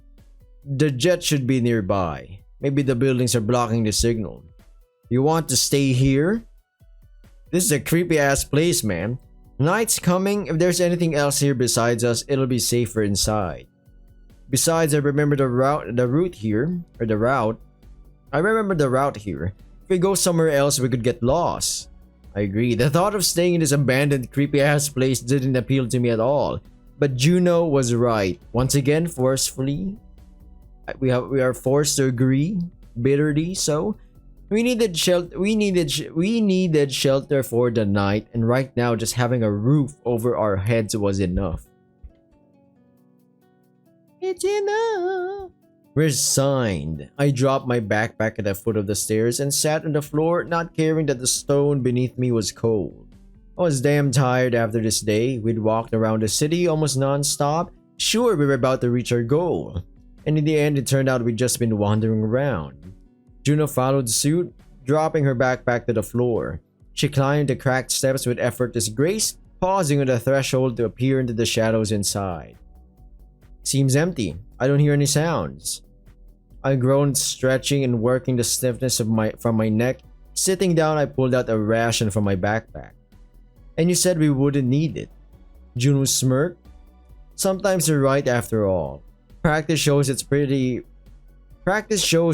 often the case. Alright, sorry, you were right. We should have turned back sooner. I agree, we should have just never landed this damn planet. No one apologized. Who could have known all our tech would fail? It wasn't cold, so we didn't need a fire and just pulled out a few compact lamps. Inside, it was cooler. The air thick with dust and a faint sour scent of long dead machinery. The ceiling loomed high above us, broken where chunks of debris had fallen through. Leaving uneven stripes of the setting sun. The floor was a mosaic of broken glass and twisted metal. Twisted metal, cool. I haven't watched a new season, but seems like it's cool, pretty cool. Way better than the first. Yeah. Opening one of the energy bars we'd stocked up on at the stations, I asked, "Have you felt like we're being watched today?" She nodded. Yes. Wait, seriously? And you didn't say anything? I thought I was just being paranoid. Well, in places like this, it's not unusual. But it doesn't mean we're really being watched. At least, I haven't seen any signs of surveillance. For the time being. It's like the city itself is watching. These walls, they were built to last and have outlived their creators. Ghost planets carry a certain energy, and it's not something physical or real like Archai. It's more of a feeling. It's hard to explain in words, but I think you get what I mean. How many ghost planets have you seen? She thought for a moment. A couple, maybe even a dozen. You know, no species dies out for no reason. There's always a cause. Maybe they goon to death. Sometimes it's natural conditions, but with intelligent species, it's usually self-destruction. Yeah, we discussed it. Many times. Yeah. War is something natural. It's engraved to every being. It appears almost in any civilization, according to your words. Most of the cases, yeah, it's just war. No matter how intelligent a species is, they don't always realize they're dooming themselves. They fight for resources, land, power, but in the end, it's the same. The planet survives, but its people become history. But the universe never stands still, and new life always will rise where the old has fallen. I guess that's the reason I accepted this rule of the universe. Even if something dies or gets destroyed, it always leads to the creation of some new life. If the universe decides to implode on itself, it just does another big bang. Either that or God pops out and said, you know what? Maybe it needs more gambling. But we should still fight to protect the existing life, right? Absolutely. Juno smiled. I finished my bar and made myself comfortable on the cold stone floor. But back to our current mission.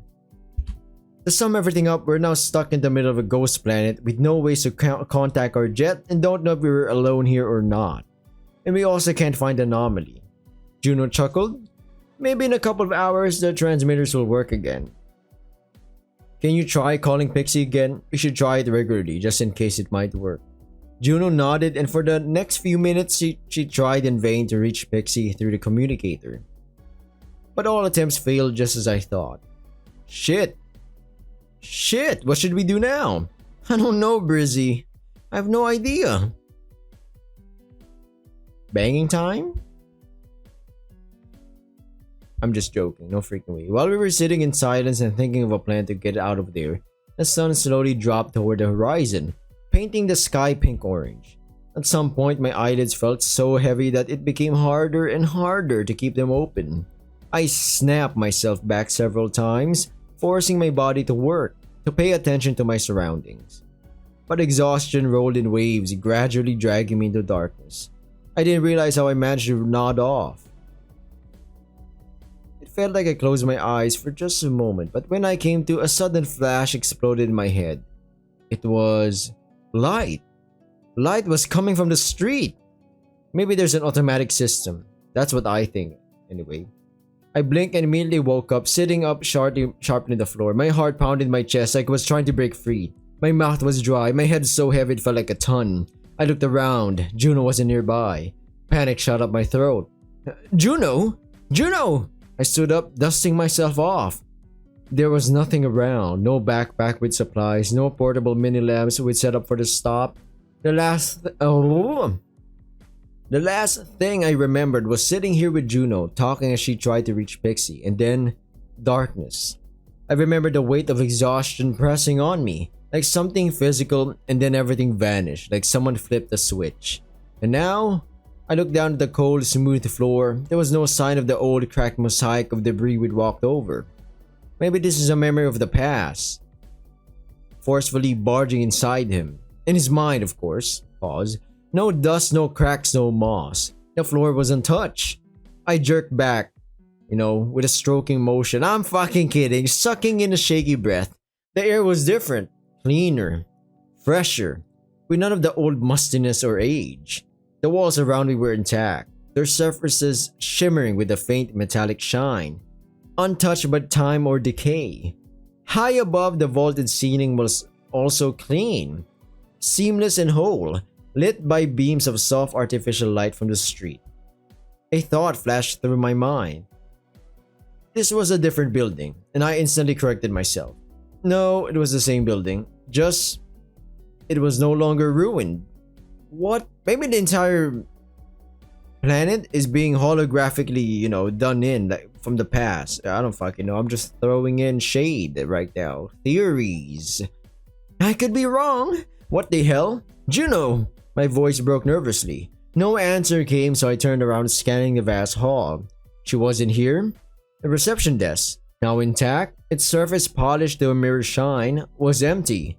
Above it, softly illuminated in a pale blue glow, were the words, Vala does not sleep.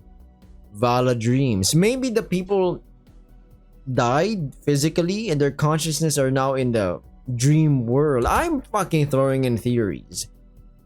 My breathing quickened. What the hell had just happened? I reached for the weapon in my belt only to find it was gone. Shit.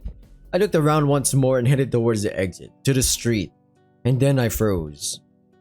People? Wow, look at this. Look at this neon light. Cyberpunk City. The city had changed just as much. Broken spires were whole again, their surfaces alive, shimmering with light. The streets were clean, the moss and plants that had grown over the facades for centuries. Or is it facades? No fucking way. Is it facades? What is that? Somebody comment down below. How do you pronounce that? Replaced by smooth paths. The city looked as if nothing had ever happened, as if it was still full of life. Paths. There we go. But there was still no one here. No voices, no movement. Only the city. Maybe Vala is the name of the city. What the? Brizzy!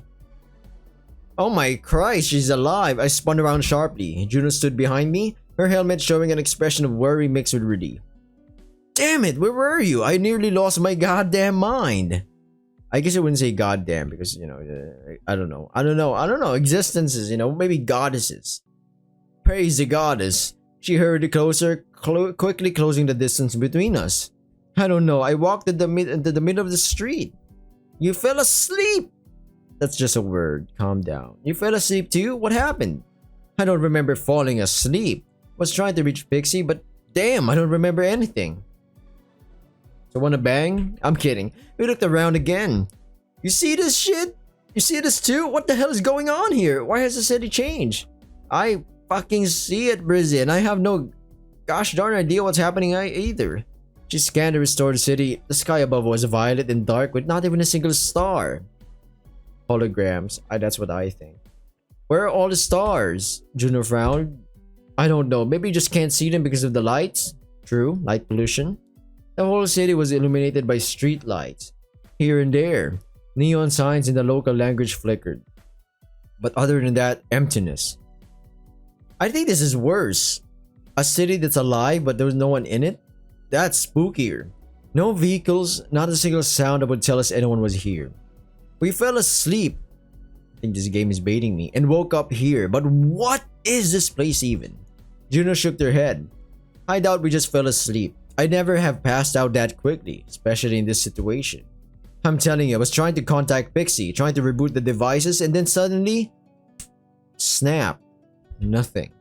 We didn't just fall asleep, Brizzy. Something apparently shut us off. Okay, first of all, I'm not a protogen, so you can't just boop beep beep beep me. But that is still strange. Chloroform? The Bay Harbor booty warder? Something or someone. Maybe it's some other anomaly that's not related to the devices. Well, that's even scarier. But we would have recognized it before with the radars. We would have, unless it was of a completely different origin than the anomalies we encountered, or what? Or someone was trying to interfere. I look at her puzzled. You think someone deliberately broke it? More like hacked it. Remember how we were searching for the device and the signal vanished and reappeared somewhere else? Or how the jet glitched when we landed? I think we were hacked before we even entered the atmosphere. Shit. We have to find a way out of here. Let's go. I agree. We walked down the street. The air was still too still. Too quiet. Not a single breath of the wind. Oh my goodness. The tall spires, once like weathered skeletons, now rose upward in gleaming perfection. Their surfaces brought to life by tiny red blinking lights. It seemed as if any moment someone would step out from around a corner and a random passerby, but it was no one. Juno walked beside me, her posture tense, her sharp gaze scanning the empty streets. Your thoughts on what it might be? Any guesses at all? Anything? She sighed. I don't know, maybe it's an illusion, but I doubt it. Everything feels too real. I'd say we were poisoned by some plant fumes, but that wouldn't explain all our tech failing. Plus, it all looks way too real for hallucination. I swallowed, gulp, nervously. Okay, so not an illusion. Drugs? Maybe. Then what? What else could it be, babe? Did we end up in the past? Or the future? A time rift or something like that? She shook her head. No one can just travel through time. Unless you're in the Marvel universe or DC comics. Or other animes. Yeah, never mind. Well, technically there are black holes in space. They distort everything, including time and space. But there aren't any in this solar system. If there were, we'd know. Yeah, they'd be dead or spaghettified. Or maybe, yeah, travel into a new universe. I don't fucking know. But it all looks like we jumped a couple of centuries back. I think this is Aku from Samurai Jack. Maybe he stumbled into time. Right at the moment the local species died out. I know, but we couldn't just have fallen into the time rift. It's not that simple. We were knocked out. And then I don't know. Something happened. Now it's getting interesting, sleepyheads, ladies and gents. A warm breeze swept down the street, carrying a scent of ozone and something else, almost sweet. Goosebumps ran over my skin. The eerie, dense silence of a world frozen in place rang in my ears. I reached out and ran my fingers along the wall of the nearest building. The surface was cool and smooth, not a speck of dust, no signs of weathering, as if it had been built yesterday. Okay, if this isn't the past, and it isn't a dream, then what could it be? I don't know yet. We just have to find out for ourselves. How? We don't even know where we're going. There's no point standing still. We have to explore the city. Maybe we'll find something. Or someone. Or get even more lost, you know. I sighed, but followed after Juno anyway. I didn't want to let her out of my sight, even for a few meters. At any moment, some inexplicable shit could happen again and separate us. What the fuck, man? What the tongue-tied twister bullshit is this? The streets stretched on endlessly. Untouched, polished, just wrong. The buildings felt even more unsettling than when they were ravaged by time. I agree. Our footsteps echoed off the empty walls, breaking the suffocating silence with their loud sounds. I kept glancing at the display on my wrist, but the screen was off. Not just inactive, a black, empty screen. No signal. The radar is just static. Neither the navigator nor the communicators, nothing's working. Juno checked her equipment again. My weapon's gone too. Mine as well. She looked up at the sky, or where the sky should have been.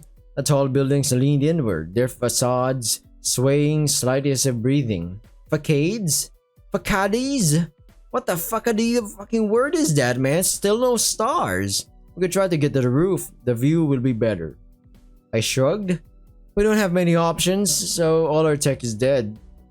Yeah, we're freak of Fukudoodle, you know. The window glass was intact, reflecting the street lights. We could try going in here. Suddenly, I felt a jolt, a vibration right under my feet. At first, it was weak, then it began to intensify. This reminds me of Demon Lord 2099, a webtoon I've read. Or wuxia novel. No, it's a manhwa. I don't fucking know, man. The guy was keeping everyone, the city, the town alive through his chi or energy. I don't fucking know. But it was all fake. Either way, you're going back to the thing. A deep resonating hum pierced the street to the bone. What the hell? I grabbed the nearest thing I could, a lamppost. Juno spread her feet, trying to keep her balance. Earthquake? That's all we need. The city, and it seemed the whole planet, shook again. I was about to say something, but then everything went silent. Stop. This is spooky. Oh my god, people! These are ghosts! This is a ghost planet! An actual ghost planet, oh my god. And a second later, the empty space around us filled with figures. They looked like shadows. Tall, thin. Is this Silent Hill, but on a planetary scale? Their outlines blurred at the edges like a half-remembered dream. They moved silently, gliding along the streets in rows right past us. At some point, they stopped, as if they noticed us. One of the shadows turned and looked straight at me. My breath caught. My heart dropped to my feet. I couldn't look away. I stared. Its face was smooth, with no features, no eyes, no mouth, just a canvas of smoky darkness. It raised a long arm, stretching its fingers toward me, and I was suddenly paralyzed. Brizzy! Juno suddenly grabbed my hand, wanking me. What the fuck, man? It's pulling me toward her. The vision faded. The figures vanished. The street was empty again. The hum under our feet was gone. What the? Let's get out of here. Run! And we did just that, baby. The streets twisted. Just a second ago, we were racing down a wide, untouched boulevard. That's an Enderman. But suddenly the walls shifted. Smooth metallic surfaces warped like living flesh, and the path ahead narrowed, turning into an alley, squeezing us with its walls. So it is alive, this city. The street lights dimmed, plunging us into near total darkness. Juno stopped abruptly, so suddenly I nearly crashed into her back. I barely had time to register the danger before I saw it. There, A movement, a shadow, blacker than interstellar void. It detached itself from the wall, several dozen meters in front of us, stopping. It was huge. Yes, it had a third leg, but that's not what I'm talking about. It was height. Its height. 4 meters tall. The shadow had no definite shape. It was just a writhing mass of darkness, pulsing like a living ink blot. Then it lunged forward. Juno reacted faster than I did. She shoved me aside, twisting her whole body to meet the creature head on. Her fist crashed into the darkness, but her hand passed right through it. The shadow rippled, absorbing the blow like water absorbs a stone. Then it struck back. A lump of pure darkness shot out and slammed into Juno, sending her crashing to the alley wall. She hit the stone, and the previously untouched surface cracked. Juno! Oh no, babe, no! She better not die, man. Darman? I rushed to her, grabbing her hand faster than the shadow could approach. I'm fine. Hell nah! We scrambled to our feet. Out of habit, I reached for my gun, forgetting I didn't have one, and cursed. Blasted! We need to run. Let's go. The shadow turned to me and lunged forward. I barely managed to dodge, rolling aside as a blade-like extension sliced through the air where my head had just been. The next moment I heard a loud clang. Not me and Juno banging and clanging. Juno grabbed into the alley wall and with a roar tore off a jagged panel. Damn, she's strong. That's my woman right there, throwing it like a disc right into the center of the shadow. The creature scattered for a moment, a nasty screech hitting my ears, but in the next instant the darkness reformed into a clump. It's like the mod XP clumping XP to reduce like lag. That's what I think. Come on, Brizzy, let's go! You don't need to say that twice. I did not hesitate. I dashed forward with Juno and we ran. We ran as fast as we could until we realized the creature wasn't following us. Stopping in another alley, we froze, trying to catch our breath. We listened, but there was nothing, just silence. Breathing hard, I leaned against the wall, and Juno stood next to me, her chest rising and falling rapidly, her armor covered in dust and a scrape visible on her arm. Are you hurt? Juno shook her head. Nothing serious, just a bruise. She looked up, scanning the alley. What the fuck was that thing, babe? Have you seen anything like it before? She shook her head. No, never. A low trembling moan echoed through the city. Not from the walls, not from the ground, but from everywhere. Juno's hand grabbed my forearm, helping me quickly get to my feet. We need to get out of here, now! Yeah, getting out, I get that, but where to? As if on cue, the darkness at the far end of the alley twisted. Then another shadow burst free, and another. And another. Damn it, what the hell is wrong with this place? And we ran again. The shadows glided behind us, their outlines wavering like blotches of tar. Over the frantic pounding of my heart, I could only hear the loud thud of our feet. The shadows made no sound, but their presence was palpable in the air. They should fucking nuke. You know what? This place is one of the only places that should have been nuked. Or kablabbled by archive bomb or whatever. With each turn, the city itself seemed to change, morphing like a kaleidoscope. Walls shifted, passages narrowed, and untouched streets became labyrinths of metal and stone, ready to snap shut at any moment. Then I saw movement ahead again. It was a figure that didn't look like a shapeless monster this time. No, it looked like something alive. It looked almost like my own kind, as far as you could make out from a distance. At the very end of the street, this figure stood in our path, a silent silhouette, as if it was waiting for us. I didn't know what it was or who, but at that moment, I was ready to accept help from anywhere. I agree, fuck it, I don't give a shit. The silhouette slowly and deliberately raised a hand, waving at us like an old friend. Do you see that? My voice was breathless, my breathing ragged. Yes, let's go! We didn't have time to ask questions as the shadows were closing in. The figure turned and rushed into the arched doorway of a nearby building, a low structure topped with a dome, glowing with those same local symbols. The door was slightly open, as if inviting us inside. Hallelujah, man! Thank God, look at these lights. We followed the silhouette and burst into the small building just as the shadows closed in behind us. A coldness radiated from them, burning my back and the back of my neck. Juno slammed the door with such force the walls shook. Inside it was bright, quiet, and empty. I like it. Once we caught our breath a bit, we looked around for a savior, but there was no one else in the building. No sound, no shape, no sense of anyone's presence. Only warm, still air and the faint scent of something familiar. I frowned, trying to remember what the smell was. Juno asked tensely, "Where did it go?" "Babe, if I could give you an answer, I would have, but I don't know. But I do smell something. Something's cooking." What was that anyway? Maybe there's a second exit? But the only door we could see was the one we came through. I checked the far wall on it. On its perfectly white surface was a single symbol we hadn't seen before. So it's like the From universe where they had that ornament whatever with the symbol to keep the baddies out. Not the hot baddies, but the ghoulies, the monsters. A jagged rune, faintly glowing with a soft bluish light. "You think those things can get in here?" She shrugged. "I don't want to celebrate too early, but it looks like they can't enter this place. Maybe it's some kind of protective symbol? Is this how the world ended? That's fucked up, man." I arched an eyebrow. "A protective symbol? That sounds stupid, babe." I know, but at least it stopped those creatures. I'm about to start kneeling on my I'm about to start dropping down on my knees and praying, my man.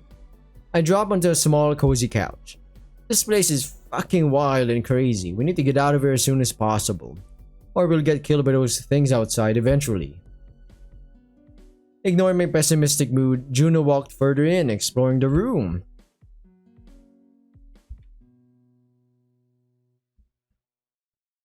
A few tables that looked like they just hosted guests. That pleasant warm light of lamps, a few armchairs. She approached the wall with the symbol and touched the surface, and immediately a hologram appeared before her. "What's that?" "Looks like a control center." "A control center for what?" Juno slid her fingers over the panel, and after a few seconds her helmet changed to an expression of shock. "Oh shit." Okay, that's not a good sign. Her saying that? That's... What is it, Juno? I read about this many times, but I didn't think the Astarians had come this far. Juno, don't speak in riddles. Explain what you mean. Juno pulled up her sleeve, looking where there should have been a bruise after the fight with the shadow, but there was nothing. Not even a hint of a scrape. So it was a hologram. A simulation? How is that possible? You regenerate faster than I do, but not this fast. It's not about regeneration. Damn it! Damn it! This explains everything. Great, woman! Now explain it to me. Juno, she took a deep breath. You already know about AI, right? We have Pixie as an example. Almost every advanced civilization comes with the idea of creating some sort of artificial intelligence, but someone to go further, beyond. I've heard of civilizations that voluntarily cross over to another world, a digital reality with their minds in it. It's very popular on planets where the population grows too fast. Thanks to AI, governments create entire worlds where anyone can cross over. Oh my god, this reminds me of manga that I read. So they have AI, right? But they have simulations as well. And they're about to go to possible war. But to train people, the problem is people have been arguably so advanced that it's just they've only lived peacefully. So to know about war, they have a virtual reality kind of thing where they'll experience it as a first hand on different massive wars that happen throughout human history. So they will feel pain, they get stabbed, they get shot, everything is so realistic. But the main goal of the program is to turn them into to turn them into killing machines. Does it work? I don't know, man. If they die, pretty much game over. They don't get the job, they don't get paid. It's just, oh well, nice try. Apply again next time, I guess. Thanks to AI, I fucking read this already. Usually only part of the population makes the transition. It's a laborious process. Returning takes time, and if something goes wrong, someone outside needs to fix things or bring everyone back. The gears in my head started turning faster. Metal Gear. Are you saying? Juno clapped my hands together. Exactly, that's what happened to the Astarians. They all cross over to the other world, and that's Vala. Vala is the name of the AI that runs this virtual world? Yes, but out there, outside, no one's left. And now they're all here. That thing just warped our minds inside it? So they're stuck here. From what we've seen, something went wrong. Maybe something broke since there was no one left to oversee the simulation. I'm assuming the overseer died off, or maybe the overseer decided people can do unlimited things in the virtual world. Fuck that. I'm doing fuck this job. I'm going inside as well. And then he goes here and people are like, my man, why are you here? What do you mean why am I here? And then the people were like, you're supposed to be outside. Yeah, but you're all inside. And they just got fucked. This place shouldn't be like this. Okay, I get it. So Valis or AI running this virtual madness, but how did we end up here? That's the thing. An AI can exist in both worlds. Apparently Valis is still present on the planet through satellites, through robots. Remember those robots we saw? Most likely Vala somehow put us to sleep and then connected us to this world. But why? No idea. Maybe they thought we'd fix it. We needed a programmer, not— oh my days, it's over. I shook my head. If it wanted to help, why didn't it just ask? And don't you remember that signal? It didn't want us to come here. Or on the contrary, it set a trap for us. Think about it. A research ship flies by. Suddenly a warning signal comes from a long dead planet. Who wouldn't want to check it out? I'd check her out. Pause. I gave a sour chuckle. Nobody would fall for this. Well, but here we are. We're here because of the device, Juno. Do you think it knows about the anomaly? I don't know. The anomaly doesn't affect non-living objects. Maybe Vala doesn't even know about it. I got up. Maybe it's already— as I said, maybe it didn't activate because everyone's dead. There's no living objects to suck off of, you know. I got up from the couch. Now I wanted to get the hell out of here even more than before. So this thing hacked our equipment. Yes, cut off all our exits. Doubt it did it out of pure hospitality. She nodded. You're right. In any case, we need to get out of here. How? Every such world has a control station. That's how you enter and exit, but they can be hidden. Luckily, we have this.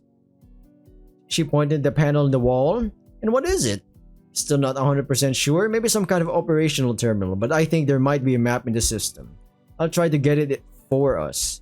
I nodded, shifting nervously from foot to foot. Do you think it'll take long?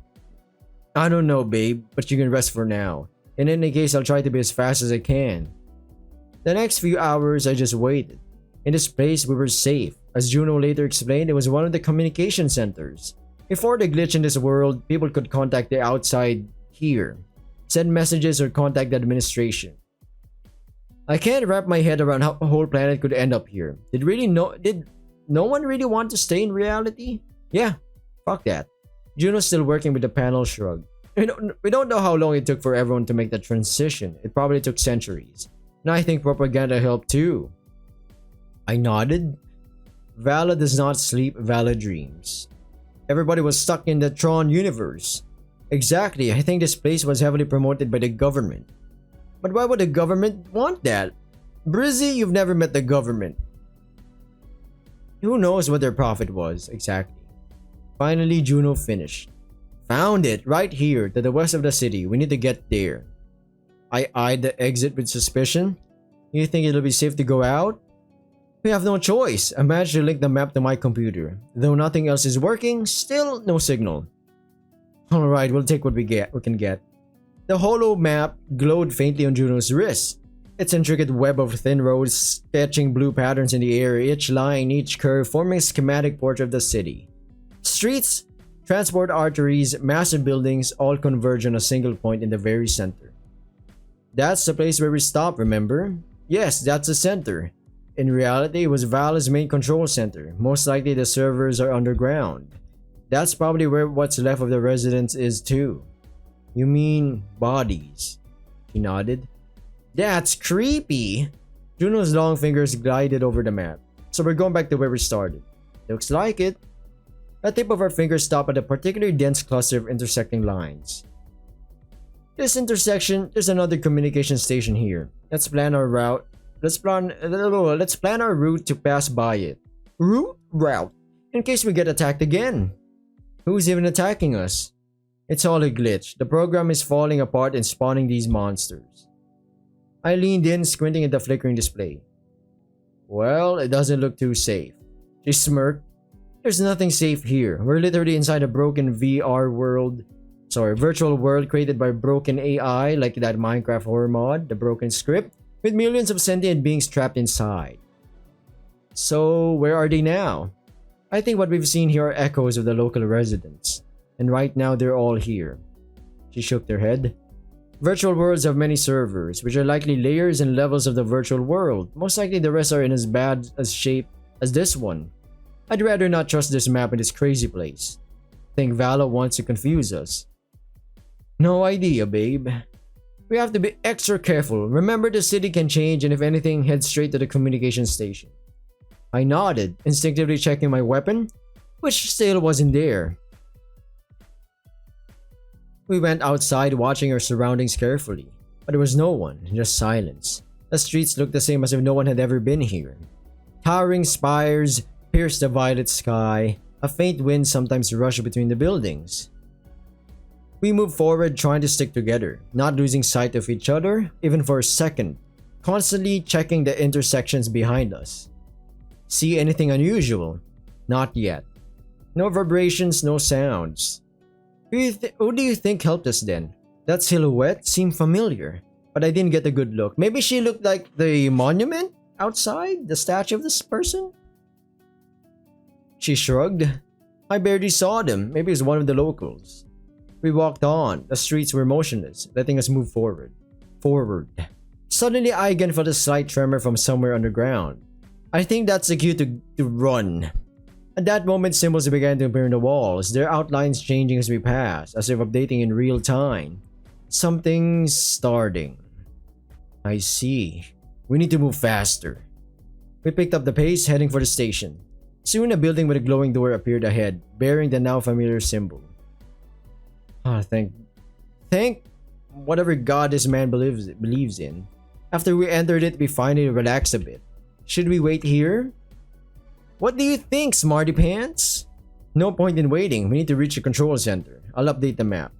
Juno approached a panel on the wall. While she worked, I wandered around. The room was identical to the previous one, but this time I noticed a tablet left on the table. Lore drop, maybe? I picked it up and it immediately lit up. What's that? I didn't have time to answer. When I pressed a button, a holographic image and text appeared before me. The image was of a woman. Hot. I mean, the same one whose statue we saw in the square. What is it? I have no idea. The tech isn't working. I can't translate. She came closer. Her helmet was still working. The first ruler of the star has been chosen. Vala. They chose an artificial intelligence as their ruler? What idiots! It says here the previous ruler was involved in a conspiracy with alien civilizations. They no longer trusted their own people. But you said they hadn't contacted anyone for centuries. That's right. So Vala orchestrated all this to trick her way into power. Someone must have been spreading propaganda that they were about to be attacked. Then it all fits, like a glove. If Vala seized power through deception, it would have been easy to convince the population to migrate to the other world. There's more here. It says the only safe place is the new world, where they can't be destroyed. She spent years convincing people they were about to be wiped out, and that way she lured everyone in here. I was also gonna ask the same question. For what reason? To create a world where she's God, but she's technically a god already. A chill ran down my spine. It's still not clear why we're here. I hope we don't have to find out. I agree, babe. Woman. Alright, let's go. Our next stop is the center of this place. Leaving the shelter, we hurried on, moving quickly and quietly through the ghost city. Though there was no real point in being quiet, the city knew we were here, knew where we were going. I kept expecting the shadows to return, for the reality around us to start hurting us again. I think Val is about to latch onto whatever shit, and she's gonna be another AI in our ship. Big theory. I could be wrong. Let's start hunting us again, but nothing happened. No sound, no movement, no Diddy. With each step, we grew closer to the center, and the feeling of being watched intensified. The deeper we went, the more the city changed. The streets shifted, buildings in some places looked like drawings, flat as if on paper. The ground under our feet shimmered in blue and green tones, The closer we got to the center, the harder it became for the world to maintain the illusion of perfection in these decorations. The air grew heavier and more humid, carrying that same scent I'd smelled in the shelter. At last, we reached the entrance of the transit tunnel. Not far beyond was our goal. Brizzy. Brizzy? Someone's gooning on us. My mouth froze and turned around sharply. No one was there, but I could have sworn I heard a voice. It was as distantly familiar as that scent. Brizzy, are you okay? I blinked. Yeah, just... Did you hear that? Hear what? She looked at me with concern, like someone... Brizzy, there it is again. She looked around. I don't hear anything, hon. I shook my head. Never mind, maybe I imagined it. Are you sure you're okay? Of course, it was just the wind sounding weird. Nah, I didn't want to worry Juno, but she immediately knew I was lying. Don't believe what you hear, alright? We're almost there. I nodded and we headed into the tunnel. But I couldn't shake the feeling that someone was following close behind. So he's got a feeling, right? He's got a feeling like someone's watching him. Yeah, my voice and throat is a bit coarse and rough. It was a premonition. A deadly premonition. Funny game. A faint vibration in the back of my head I wanted to shrug off. Out of habit, I checked for my weapon again, but as before, it wasn't there. Strange that nothing's chasing us yet. Do you think it lost track of us? She shook her head. I don't think so. Vala knows we're here, knows where we're going. But if my knowledge of these worlds is still accurate, she can't see the center or the stations. What do you mean can't see? They were made for people, but Val is a robot. In every place like this, the stations are invisible. Oh my god! Invisible! You can hear my name as the because it's meant for humans to maintain them. And the closer we get to the center, the weaker her signal is on her radars. Something like that. We continue down into the tunnel. It sloped steeply downward and the walls absorbed sound greedily. Our footsteps faded the moment our boots touched the surface and our breathing seemed to freeze on our lips. Only the pounding of my heart still echoed my ears. We're almost there, about 100 meters to go. Ouch, guys, man. No flashbang warning? Suddenly out of nowhere, fog appeared. This is like Silent Hill. I didn't realize what it was at first. Thick like a cloud, it filled the tunnel, blocking all visibility beyond a meter. Brizzy, are you there? I'm here. Juno and I were holding hands. Aww. But the fog seemed to separate us in a second. I moved toward her voice, but there was nothing ahead. Brizzy, where are you? Juno, head towards my voice. I am, but I can't see you. Her voice gradually faded as if she were walking the other way. I tried to follow her, chasing the sound of her steps, hoping to catch up. The tunnel suddenly felt enormous. I couldn't find the walls or even see the ceiling. Juno! My voice echoed through the fog, but then nothing. No response at all. Panic started twisting in my gut. I pushed through the fog like wading through cotton, as it grew thicker and thicker until... Brizzy? I spun around sharply. Behind me just a few steps stood a figure, the one who led us to the shelter, would save us from the shadows. I could only see this outline, but something in my heart clenched, trembled. Our mom? No, I knew that voice. Now I knew who it belonged to. I took a step forward. Brizzy, sweetheart. It was her. I could never mistake that face. Mom? My breath caught in my throat, my nose. This fucking AI is using our mom. It was my mom, just as I remembered her when I left the village. Beautiful, kind, with a soft, understanding smile on her face.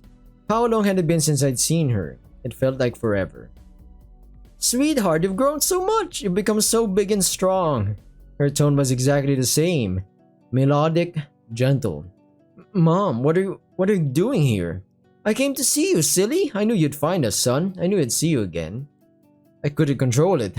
Tears welled up in my eyes. Oh, this is sad. This is fucked up. The wound left by my parents' death had healed over the years of wandering. I'd accepted the loss and come to terms with it. But the pain never really left. It still lived inside, like it does for anyone who's lost loved ones. And now seeing my mom so close, just as she was on the day I ran away. It was a miracle. I'm sorry, Mom. I'm sorry I ran away. I ran away then that I left you. Shh, don't apologize, sweetheart. You did everything right. Never blame yourself. But you died. We're alive. We're all alive here. This is some Pennywise bullshit. We all float down here. I forgot Georgie. Then starts eating the kid. Mom, this can't be real. Of course it's real, and I'm real. You're real. We're all here, sweetheart. Don't you want to stay in paradise now that we've finally found each other again? Part of my mind knew this was all an illusion, but another part of it wanted, just for a second, to believe I could see them all again. I can't stay. Juno and we have to help the others. We can't let the innocent die. That's our mission. Here in this world, there's no evil. Both of you can stay with us and forget your worries. Oh, if you only knew how I dreamed of meeting Juno. You'll introduce her to us, won't you? Your father and I have been waiting for so long for you to come here. Come home. I clenched my fucking fist, mate. It had once been my dream to introduce Juno to my parents. To show them a world they could never imagine. Sweetheart, stay with us. Stay with me. There are no villains here. No sickness or death. We'll be a family again. Why go back to that world? To wandering. To hopelessly fight someone you can't beat. It's not your war, son. Not your responsibility. My war. This war of mine. My mother reached out her hand, a gentle, hopeful smile on her lips. I raised my hand, almost touching her palm. Only a few centimeters away, I longed to see my family again. But I couldn't. With my heavy and broken heart, I knew for sure that this entrancing illusion of my long-departed mother was completely fake and empty, no matter how real it looked and sounded. She was impossibly beautiful, but inherently wrong. Sorry, Mom, but you're not really here. This place isn't real, and I can't stay. But I'm real, sweetheart. I'm right in front of you. No, Mom, it's not you. I pressed my lips on her. And together, taking a step back, then another, then broke into a run. My eyes stung with tears. I ran until I suddenly crashed into something solid, moving toward me at full speed. Ouch! Damn! Brizzy, where were you? I was losing my mind. I was looking for you as well. She helped me up. Come on, I found a way out of the tunnel. Oh, thank you. Thank Protogen, Jesus. Wait, what happened to your face? Nothing, I'll tell you later. The tunnel started changing. We'd walk straight, then suddenly the corridor would twist, but Juno didn't slow down. Finally, we saw the faint light of the street lamps ahead. Oh my god, we're still in the city? Bursting outside, we found ourselves at the very building where we'd camped in the real world. It was tall, huge, and perfect. The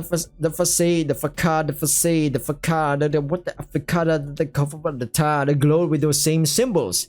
Vala does not sleep, Vala dreams. Juno grabbed my hand and we ran inside. The reception desk was empty, so we hurried up the stairs until we reached a huge hall packed with computers. Yes, we're here, just where we need to be. It's like the Matrix. You need to find a telephone, but this time we need to find computers. Juno pointed to a small panel on the floor. I'll set everything up. Can you make it in time? Juno was already deep in her work. Of course, we've got 10 seconds. Timer's on. Attention, exiting simulation. Oh baby, let's go. I grabbed her hand. Ready? It might feel a bit rough. Alright, let's see. Wow. We're going back, baby, to the IRL world. Ouch, a flashbang. Blinding fire shot through every nerve ending and my consciousness was yanked out of the simulation. Everything before my eyes shattered into thousands of pieces. Fragments of the city, the hall, all of it swirled together. The gleaming spires melted like wax. The pulsing symbols dissolved. Juno's figure beside me turned to a frozen image. I finally came to my senses on the floor of the same hall. Only now, everything around us was old, broken and filthy from being covered in a thick layer of dust and moss. Only one computer was still running. I felt nauseous. My clothes were filthy and my side ached from lying in one position for so long. The first thing I noticed as I regained my senses was a smell, the stale odor of centuries of decay. At least it's IRL though. The metallic tang of oxidized alloys, rotting plants, and etc. I tried to stand, but collapsed on my knees. My bones ached, my stomach twisted into a tight knot, and I doubled over, vomiting up everything left inside me. Wouldn't this kill people IRL? Their body needs sustenance and they're not getting it. Bile burned my throat and tears streamed from my eyes. It truly was an awful experience that left me physically and emotionally strained. Damn. Juno, lying nearby, stirred and got up with a groan. She wasn't as sick as I was. Protogen seemed to handle this sort of thing better. Finally. We made it out? Or should we make it out? Or make out? Oh, baby. Yes, and Vala isn't happy about it, so we need to grab the device and get out. Are you okay? Your species probably doesn't handle transitions well. Hold on just a bit, it'll pass soon. I'm fine, hun. Don't worry. I managed to get to my feet. Wait, but how are we supposed to find the anomaly device? She hacked our radars. I poked around in the program while I was launching the simulation exit. That tech should work now. My earpiece crackled and Pixie's voice broke through. Juno, Brizzy, do you hear me? I repeat, Juno, Brizzy, do you hear me? Oh, thank my Christ on a Protogen planet. Pixie, we're here! Excellent, Juno. Bring the jet to the roof of the building we're in. Brizzy, you ready? We grab the device and get out. I'm ready. Let's finish this already. My body still ached from being motionless for so long, but I forced my muscles to work. Pixie, how long were we out of contact? 37 hours? Almost 3 days. Almost 2 days. Damn, almost 2 days. Oh, yeah, Jinx, you owe me 10 sodas. Lucky we didn't get stuck there. Could have been months or even years. So that's why that bastard set the device here. Trying to buy time? Exactly. Expected we'd be stuck longer and by then the anomaly would reach its peak. But we have very little time left. We need to hurry. Let's grab this damn device and get out of here. I can't stand to look at this place anymore. Brizzy, Juno, defensive drones are heading your way. I repeat, defensive drones are heading your way. Expect contact. Whoa! Oh shit, man! This shit's getting bussin' and poppin', man. We're actioning. Pixie, try to intercept them. Trying, it'll take 2 minutes and 40 seconds. Can't you do it any faster? 2 minutes and 20 seconds. The drones rush through empty window frames heading straight for us. They're about 5, each about a meter square. Their matte black bodies were armored, shifting color, shimmering green and blue, absorbing light. All one drone fired and I barely managed to dodge. A mechanical voice somewhere above announced. Simulation parameters breached, termination protocols activated. Jeez, man. Maybe some people did get out and they got killed in the process. Pixie, what's the status of interception? 1 minute and 50 seconds. Shit! I grabbed the rifle aiming at the drones as they dived after us. Oh my god, it's like the Ukrainian war or the modern war of drones. I managed to take one down, but not for long. No time to fight them. Come on, run! She grabbed me again with an uncomfortably strong grip. We zigzagged through the corridors, searching for the stairs. I could feel that same vibration from the device. This way. Alright, hello once again. I can't believe I'm doing this. Usually I would just cut this intro. This is the 3rd recording and yeah, my voice is a bit... It's different per recording. Have you noticed that? Yeah, depends. So I just got back from a fever and yeah, here we go. Let's go, baby. I'll be damned if I don't finish this visual novel. I mean, that's what I usually do. When I start something, I finish it. Unless it's one of those things where, man, this is rough. You know, there are some scenarios. You would find that in a lot of visual game series or other walkthroughs that I've done. But I don't know. I think I finished one. Blasphemous 2, I finished it. And some other games. Maybe, yeah. Going back to the thing, I think I read that. I could be wrong. Hopefully not, but hey. Could be. Last we left off, this is like 2 days ago, IRL, my time. Like Sunday, last recording. Or was it Monday? No, definitely Sunday. We left off, there was AI, Matrix sort of scenario. Except it's one AI, and it wants people to be inside it. Why? To be a powerful dominatrix. That's what it is. What it is. Going back to the thing, of course, that door didn't hold for long. It didn't. They're getting chased by drones, like Modern Warfare. It didn't just break. It disintegrated into a cloud of dust. The rifle exploded, fragments flying everywhere. Pixie. 10 seconds. 9. Okay, Brizzy, look out! Juno yanked me aside just as a beam cut the air inches from my head. Drones deactivated. Yes, sir. That's my pixie, like in Corrupted Kingdoms. Right on cue. The drones crashed the ground in a heap of metal, tumbling down the stairs and into the abyss. Juno and I exhaled a sigh of relief, very thankful for having gotten out of another deadly situation. Reminds me of another game, Deadly Premonition.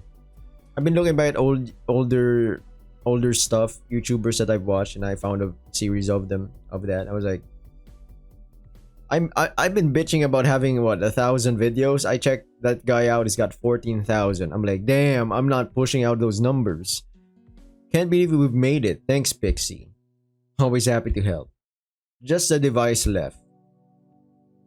More yapping from me. Actually, now when I think about it, he did playthrough series like episode 100 of this game and then ending. So it makes a lot of sense that it would have 14,000 videos. Also there were like 20 minutes ish because back in the good old YouTube days, long form content, it was difficult to find a balance. Usually people found out that 10 minutes is the good balance of a entertaining video, but once again depends. If it's a documentary, you would want an hour plus, and then eventually became 20 minutes ish, and then we're back with longer form content. But as I said, it depends. I've made shorter form content, like 5-minute video. Did I? I think I did. Yeah. It really depends on the game. We made it to the roof. The device was blinking violet right in the center. We need to hurry. We've lost too much time. Our movements were sharp, fast. As soon as we disabled the device, the jet began to descend above us. That's it. Just... what the heck? Is that at that moment a portal lit up on the other side of the roof? It was him. Oh no, he's hot. We knew right away. I could see those. I know those abs anywhere. There's only one Protogen with those kind of abs. A familiar fig tree appeared from the portal. I cursed and bolted forward a few steps, a few seconds. Go now. But what about the device? We can't leave it. Brizzy, get out. Alright, the jet hovered close. Juno jumped inside. Grabbing the device, I sprinted to the edge of the roof and jumped. A scream of terror ripped from my throat, but the next second, Juno grabbed the mid-air. What the fuck? I can't read, sleepyheads. Note to self. Take care of your health. Okay, grab me mid-air and hold me to the jet. Are you insane? Get us out of here now. The figure stood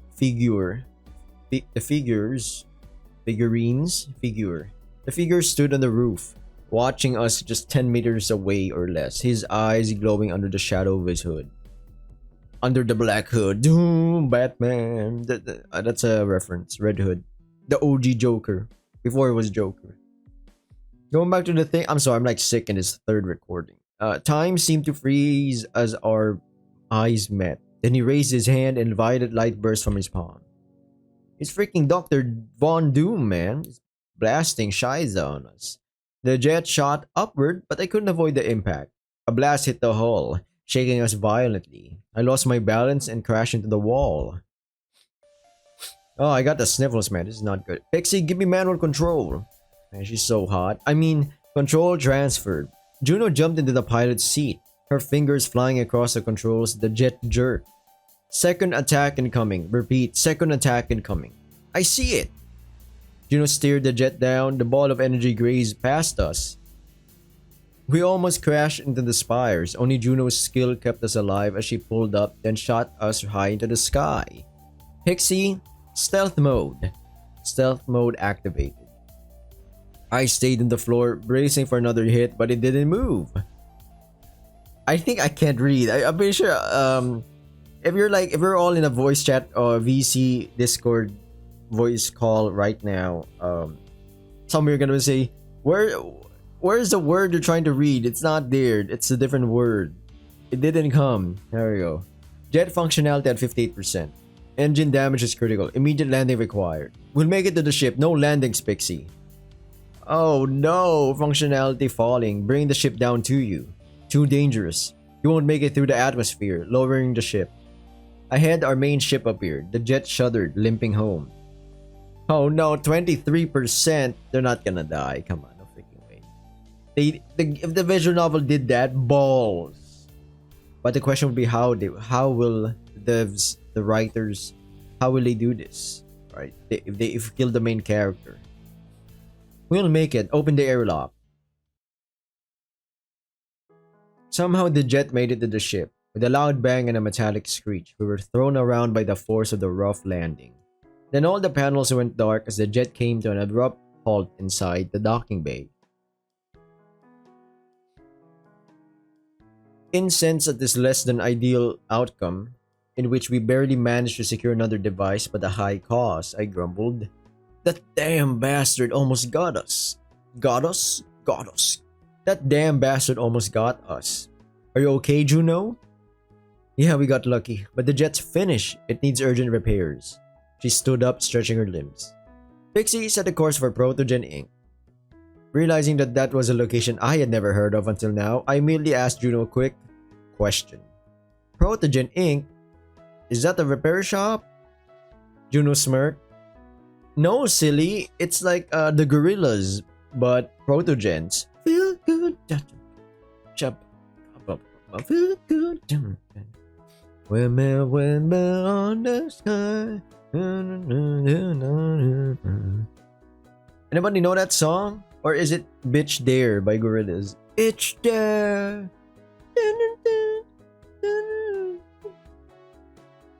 I think I'm like misremembering two songs right now. They're mixing it.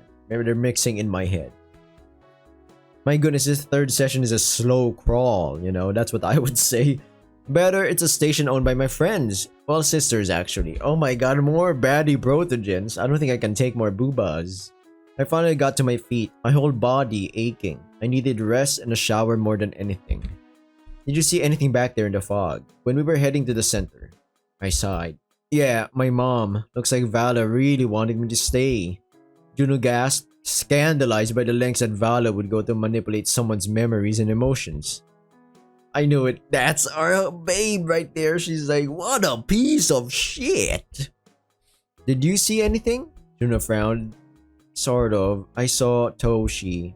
I nodded in understanding. Toshi had been Juno's very first friend who she had traveled with, grew very close to, and had lost in a terrible tragedy long before she had arrived on my planet and met me. Toshi got that Tushi. Oh, and I think I finally understood why she wanted us to stay. The world that Vada created had outlived itself. The minds trapped in there had split over the centuries and ultimately merged into a single mass. Vala lured in passing travelers to feed her world with new building material. And the bastard with anomaly devices was somehow unaffected and just took advantage of it. Like you said, trying to buy time. If it stayed longer, there'd be nothing to return to. The planet would be torn apart, along with our bodies and all the servers. We'd have stayed in virtual reality until it collapsed on itself. It was a trap. By the guy, I guess. We needed to send out a warning about Astara for anyone passing through Ilion. We can't let Vala keep doing this. She can't keep getting away with this. You know, Jesse Pinkman from Breaking Bad. I know Pixie already broadcast the warning as soon as we reestablished contact. Their planet is one giant trap. You're right. Ghost planets are way scarier than any others. I'd rather fight another monster. Juno grinned. Told you so. Hopefully we'll never have to visit a ghost planet again. We've gathered enough devices. But the hardest part is yet to come. Is that an innuendo? What are we talking about, babe? What are we talking about hardest part? You'll see. But for now, let's just get some desperately needed rest. I dropped into the nearest horizontal surface with a groan.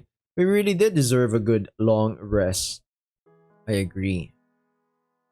Okay, spinning clock thing. The flight took several days. Juno and I were mostly recovering from what happened on Astara and trying to process everything that had occurred. What worried me most was that the hooded figure... Is the hooded figure? Figure? The hooded figure... Figure. Why am I... This is what happens when you're sleep deprived, sick, and yeah. Figure of speech. Yeah, it's figure. Figure. Was no longer just appearing where we'd been. He was anticipating our actions, getting faster and turning this into a bizarre circular chase. I'll be honest, ladies and gents, sometimes, like, I already know the word. I've just encountered it X amount of times, but then my brain decides to, like, like, oh, oops, I think misremembering how to pronounce this, just like a figure. That's crazy. Feels like I'm a retard. No offense to people who are suffering from any mental incapacitation.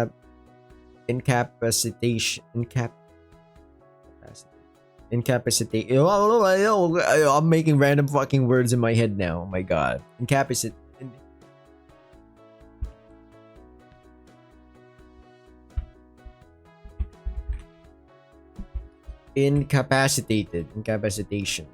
There's no incapacitation or anything. That's not the word. It's incapacitated. It's, oh my god, this is so, what a stupid recording this one is. I'm sorry everyone. What a derailment of plot. Any mental deficiencies? Let's go with that. No.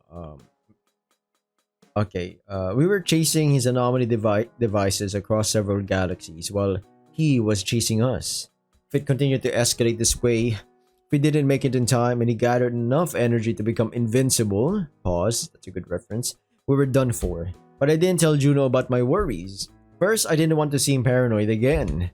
Second, we had just escaped Astara. What a god-awful planet. And we both wanted to get away from danger and responsibility. At least for a while. So we were heading to the station, Protogen Incorporated, as Juno called it. By the way, what is this place exactly? Now we were sitting in the pilot's cabin, staring at the giant viewing screen showing countless stars, systems, nebulae, as that is a pure form of nebula, and planets beyond, and waiting for the ship to arrive at the right spot. Protogen Inc. is the best space station in the nearby galaxies, but for me personally, the best in the whole universe. Really? Because their sisters are there, that's what I think. That's a bold claim.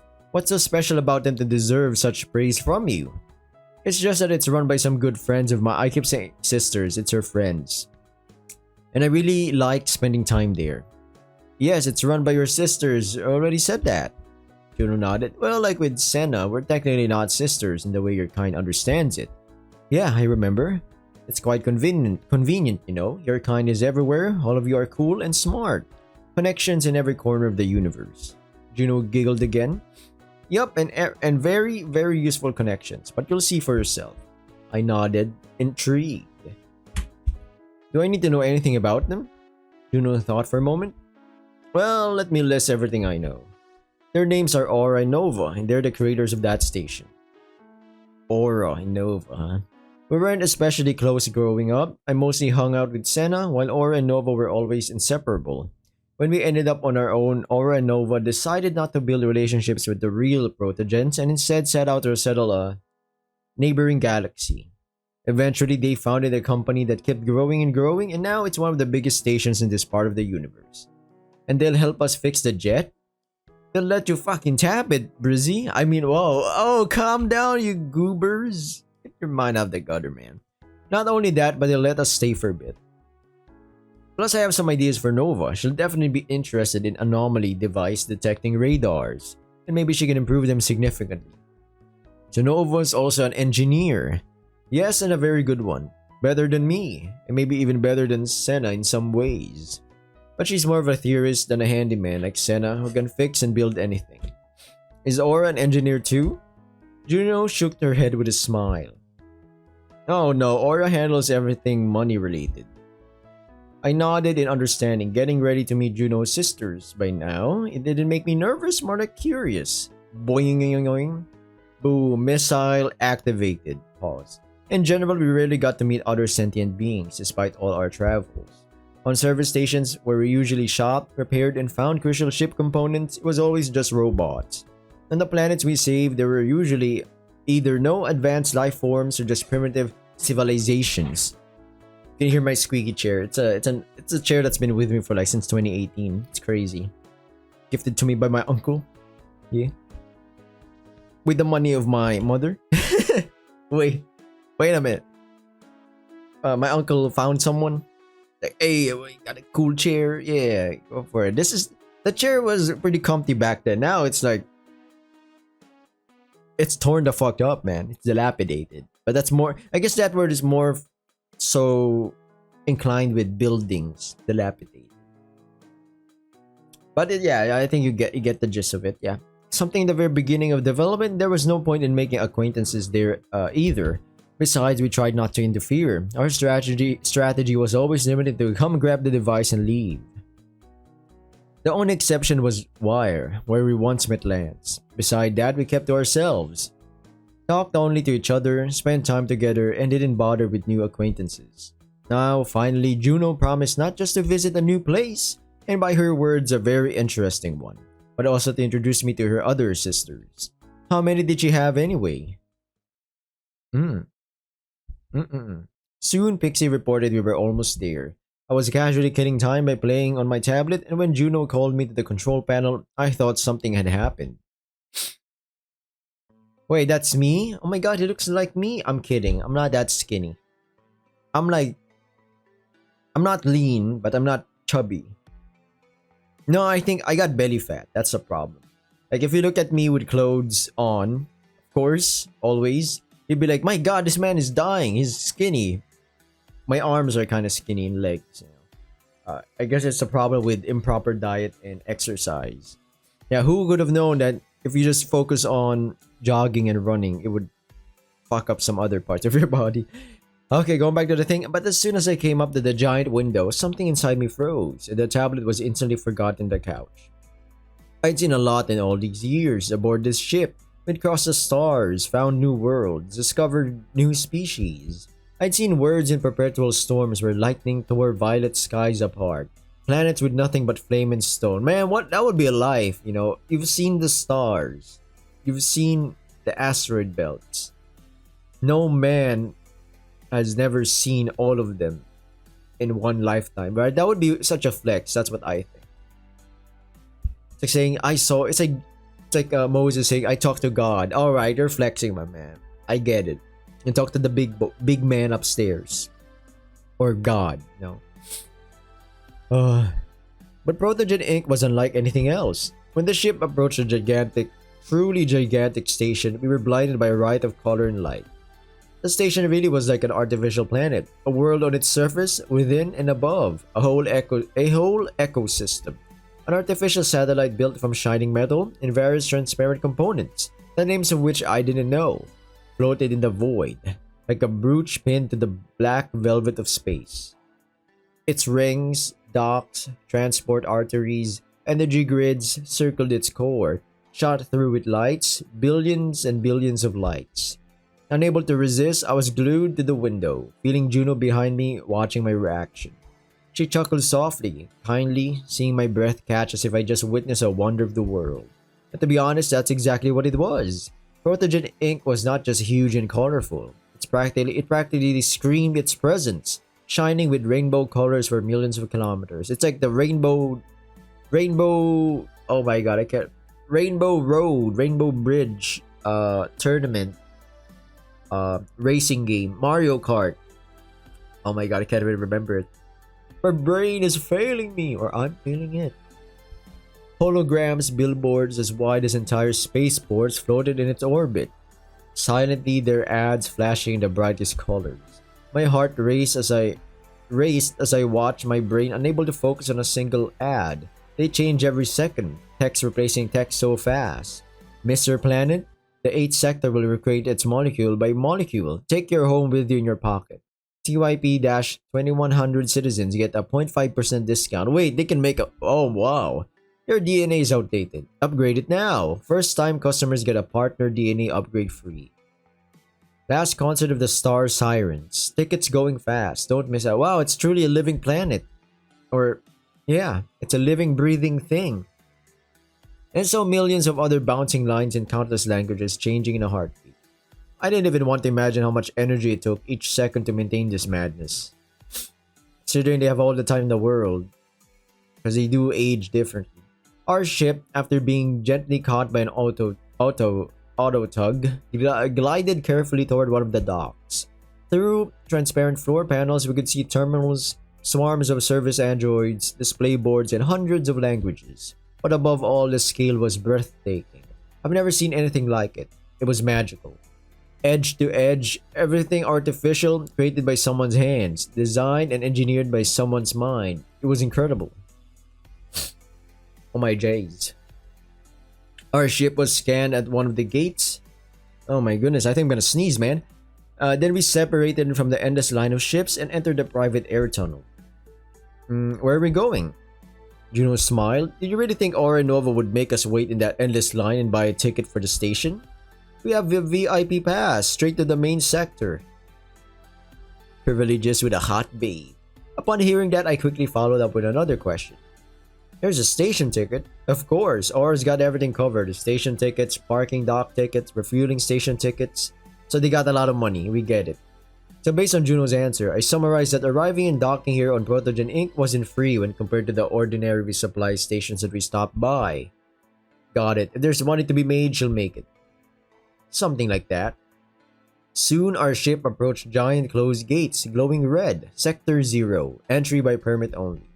On our control panel, a metallic robot appeared, its smooth, perfect shell shining in the light of many bulbs. Greetings! Welcome to Protogen Inc. You're at the main gate of Sector 0. Please present your permit. I don't have a permit. My name is Juno. Tell Aura Nova I've come to visit. The robot said, no, we can't do that. I'm kidding. The robot processed the info for a second. Please present your permit. Juno, slightly confused and annoyed upon hearing that, repeated her statement. I told you, my name is Juno. Aura Nova are expecting me. In my database. Well, look who's here. Right. The screen switched and I saw another Protogen, just like Juno. She had the black helmet with pink lighting, a flamboyant hat that actually suited her, and a bow tie on her neck. Juno grinned, arms crossed. Aura, knew you'd still be mad at me. Did you delete my name from the permit list on purpose? Oh, not at all, honey. We had just rebooted the system several times and forgot to include you. And I never hold grudges. Yeah, sure. Juno laughed sarcastically at that. Who's with you? Let us in and you'll find out. Whips out massive dong. Aura leaned back in her chair and then the screen cut off, leaving just the audio feed from which we heard Trinity let her in.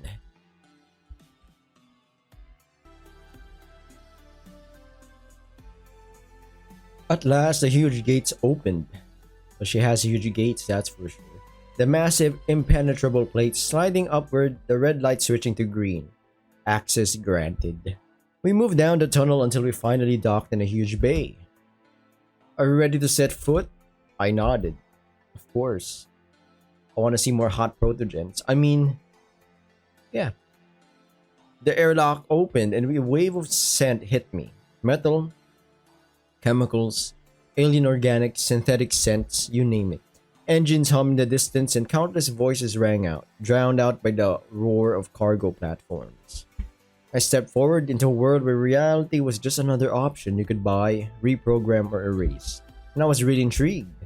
Juno took my hand as another door opened and a small, no more than a meter tall robot rolled up to us, looking like a big can. Oh, that's a Trinity robot. Welcome to Protogen Inc., the most advanced and developed station in the galaxy. Welcome to Sector 0. Please follow me. We follow the robot. Oh my goodness. Gooning, man. We followed the robot down a long hallway to an elevator.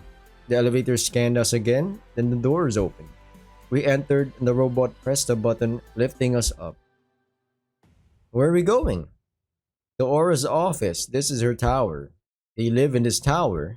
Yes, but it's not just a tower. You could fit a small country from some civilization in here. In here? Wow, that's actually massive. Other than her taras, my eyes widened when the elevator display stopped at floor 972. Hey, you're in space. That kind of helps, with the gravity situation. We were scanned again before the doors opened, letting us into a huge, spacious office, or rather a hall. Office didn't do it justice. Hey Aura, is this how you greet guests? A moment later, the same Protogen from the screen appeared. She held a cane. Apparently just for show, since she didn't limp at all. That surprised me. I'd never seen anything like it before. Juno, nice to see you. Her voice was high-pitched and somewhat dry, with a hint of condescension. She came up to Juno and they greeted each other briefly, cheek to cheek, not touching helmets. Likewise, Aura. And you said you weren't mad, huh? I'm not. I told you, I never hold grudges. Yeah, that's why you put the triple security on and kept us waiting for 20 minutes. Aura just snorted, heading to her massive desk made of some incredible wood. Transparent, but still alive. Tiny things, bugs, or maybe tiny animals scurried inside, doing their own thing. She has her own one of those glass tables where it has its own ecological thing inside. Well, how was I supposed to know you'd bring someone with you? Aura didn't even glance at me as if I didn't exist. Juno rolled her eyes. Maybe because I wrote to you about my companion and you somehow forgot to read that message. After exchanging angry glances for a short period, they both sighed and came back to normal. I was surprised at how quickly this escalated and then de-escalated, but I didn't say anything. Maybe this was normal for them? Then Juno interrupted my thoughts and said, "By the way, meet Brizzy." "Brizzy, this is Aura. Nice to meet you, I guess." I wasn't sure how to act around her. Juno, seeing my confusion, waved a hand. Don't mind her, she's still sulking because I went to Senna for armor instead of buying a new one from her. I raised a brow at Juno's words. Oh please, why would I care if you prefer some DIY armor from the junkyard over the latest tech? Last time you tried to charge me double and push some paid bonus points. Bonus points are supposed to be free, Aura. That's the whole point of them. That's why, honey, you're still wandering around space in that wreck. Aura gestured at our ship's image on a giant monitor. I didn't say anything, just watched their banter with interest. Yeah, I could be working for you instead. You said that many times already. Don't try to recruit me again. I already gave you my answer. You're lost then? My god! I mean... oh yes, respectfully so. At that moment, side doors slid open and another protogen appeared, glowing with a greenish shimmer from helmet to clothes to hair, and as soon as she saw Juno, she smiled. Oh Juno, I'm glad to see you. She came over and hugged Juno briefly. Hi Nova, we were just discussing with Aura why she kept us out for 20 minutes. Nova gasped in surprise and turned to Aura. Aura, really, it's Juno. I told you a million times this week that she was coming and to add her ship to the VIP list. She's still sulking, like I said. Nova laughed at Juno's remark. Aura's helmet eyes narrowed dangerously. Juno, keep this up and next time the security check will take 20 hours, not 20 minutes. Nova shushed her. Aura! Juno raised her hands in peace. Got it, I'll be quiet. Nova, who seemed truly happy that Juno had come, led us to the center of the office and snapped her fingers. Panels rose from the floor, and a comfy white sofa appeared where there'd been nothing. So how are you? Please tell us everything. Did you see Senna? How's she doing? I spoke to her recently. She went off somewhere. I think to the Hinichi constellation. Even said that she found some interesting minerals there and promised to bring me some. Juno shook her head. No, last time we saw each other was about 2 years ago. Since then, just correspondence. Did you hear what happened with Marvin? She told me... Ladies, let's save the gossip for later. Nova grumbled but fell silent. Suddenly, she noticed me. Oh, and who's this? Hi there, little one. I blinked and Juno burst out laughing. Nova, this is Brizzy. And he's an adult. Nova blushed. Adult? Oh, sorry. So I just haven't seen someone of your species in ages. You're quite rare here. Nice to meet you, Brizzy. I'm Nova. So you already know?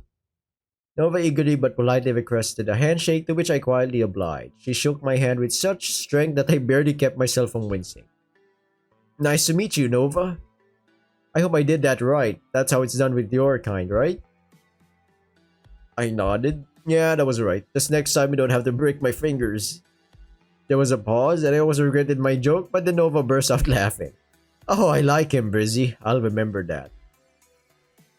Oh, wait, I saw I read that incorrect. Oh, I like him. Brizzy? I'll remember that.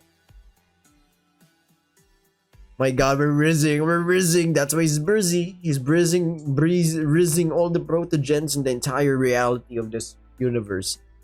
Aura, who'd been sitting quietly across from us, jumped in as if to distract Nova from me. So, Juno, I take it you didn't come just to gossip and say hi. What do you need? I heard you haven't done research in a long time. Juno nodded and the mood instantly turned serious. I actually have a request. Two, in fact. Not surprised, it's the only reason you visited us. What is it, Juno? Tell us, we'll try to help, right, Aura? Juno glanced at me. I think you've heard about the planets being destroyed one after another in the neighboring galaxy, right? Nova gasped.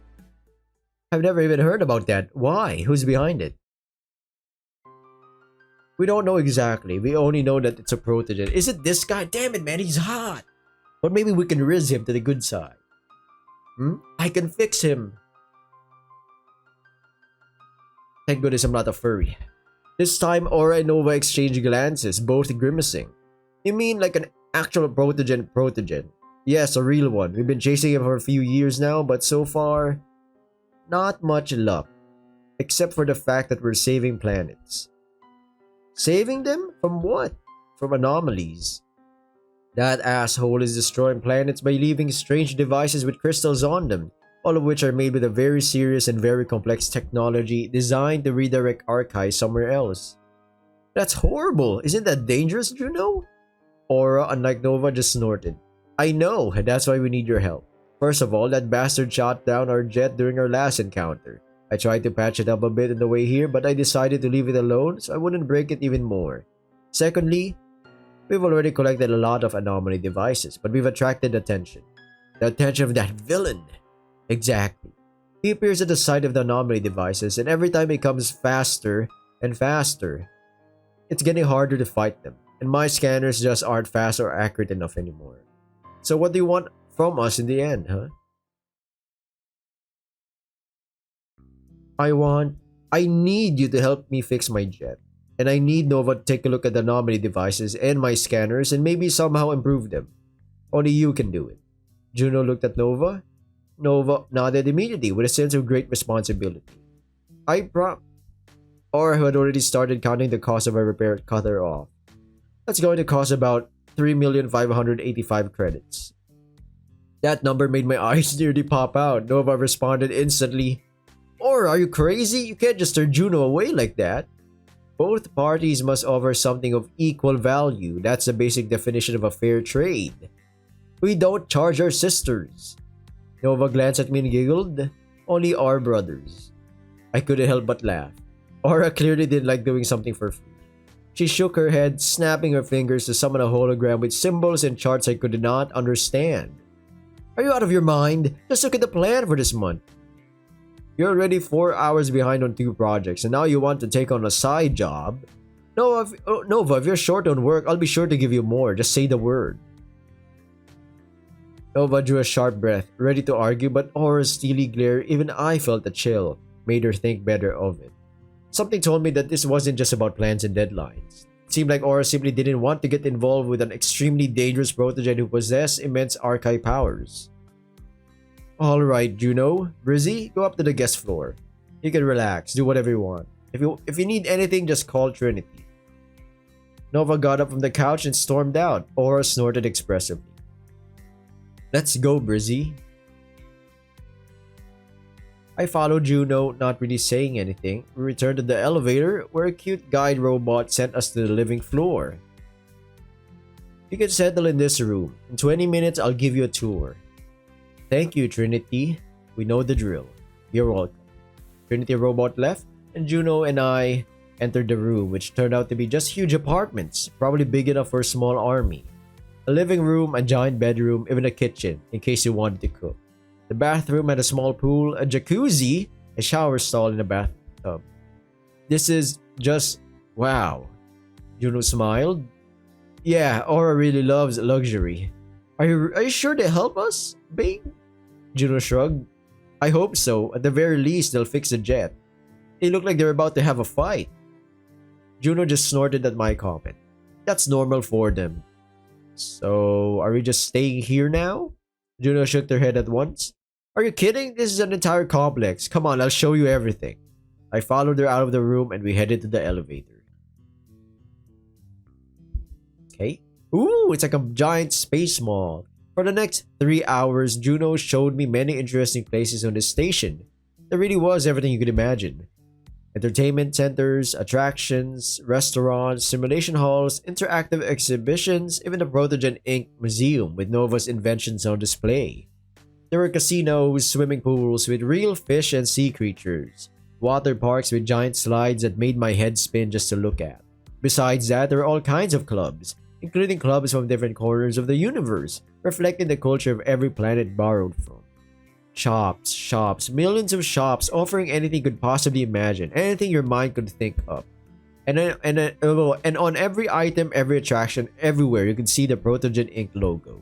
Juno and I didn't even make it through one small shopping center before we were totally exhausted and returned to our suite. Juno and I didn't even make it through one small shopping center before we were totally exhausted and returned to our suite, despite our plans to visit other bigger ones later. I mean, it's an entire planet, a big ass manufactured planet-sized shopping mall. After a shower, we were about to collapse into bed and order food, but at that moment, Aura called us. I'll be waiting for the restaurant for dinner. Trinity will show you the way. I'll see you in an hour. Don't be late. The message was short. June and I weren't thrilled about going anywhere. Personally, I could barely stand after all those impressions. But our business with Nova and Aura wasn't finished yet, which meant we still had to talk things through. Do you think Aura changed her mind? I don't know, but something tells me she's not angry anymore. I guess we could expect a 1.5% discount then. 1.5%? That's too much! 0.5% sounds more reasonable. We couldn't help but laugh as we changed after a bath and headed to the restaurant. Trinity brought us to the right floor into a private table, surrounded by a special barrier that kept us completely out of sight and blocked all sound. Aura and Nova were already at the table. Nova glanced at her watch. You're 2 minutes late. Juno rolled her eyes. Who's to blame when it takes an eternity just to get between the floors of this station? I told her that the elevators could be improved to be faster, but Aura thinks there are more important things right now. There really are. A robot waiter approached and we all placed our orders. Brizzy, Juno, Aura and I talked things through and decided to help you. I'll start with your jet. I don't think it's anything serious. We'll see. Maybe even my helper robots can handle it. And then I really want to take a look at those anomaly devices you mentioned. Nova's eyes literally lit up with excitement. I was damn happy to hear the decision. Of course, I was still hoping Juno's sisters wouldn't leave us in trouble, but Aura was... I'd say she was quite a peculiar person, not the easiest to get along with. But I'll help on one condition. Our food materialized on the table as the plate silently rotated on the surface, making me almost jump in surprise. What condition? Tell me everything about your mission. Oh, sure. That's easy. That's breezy. Oh, the next 2 hours or maybe even longer were spent having dinner with Aura and Nova, telling them everything that had happened to us in the last few years. We told them how we met, how a device ended up on my planet, and how we discovered it was way too late, not knowing what it was. We explained how I lost everything, how we decided to travel from planet to planet, trying to save what could still be saved, all the while coming up with a plan to beat the bastard in the cloak. Aura and Nova both listened intently. Aura looked wary, Nova like a child hearing a fairy tale for the first time. Nova was much more expressive and emotional than Aura, which made her instantly more likable. But I quickly realized Juno was right when she said they're a match for each other. In their talk, the way they stood next to each other, and the casual words and touches, we could feel the years and strength of their bond. Over dinner, they argued several times. But apparently that was their normal state, because a few moments later they'd go right back to chatting as if nothing had happened. After dinner, we went back to our room, and even more exhausted. So much so my legs barely carried me to bed. Collapsing into the massive mattress, probably 4 times the size of ours, we instantly passed out, falling into sleep. Aww, that's cute. In the morning, I woke up to bright sunlight in my eyes. At first, I thought it was just a dream. How could there be sunlight on our ship? Even flying past a star would never come close enough for it to shine so directly through the windows. I grimaced and tried to turn away, but then realized I wasn't in our bed. Sitting up sharply, I looked around. We really weren't on the ship. We were in Oranova's tower. Memories returned quickly, breaking through the haze of sleep, clouding my brain. Alright.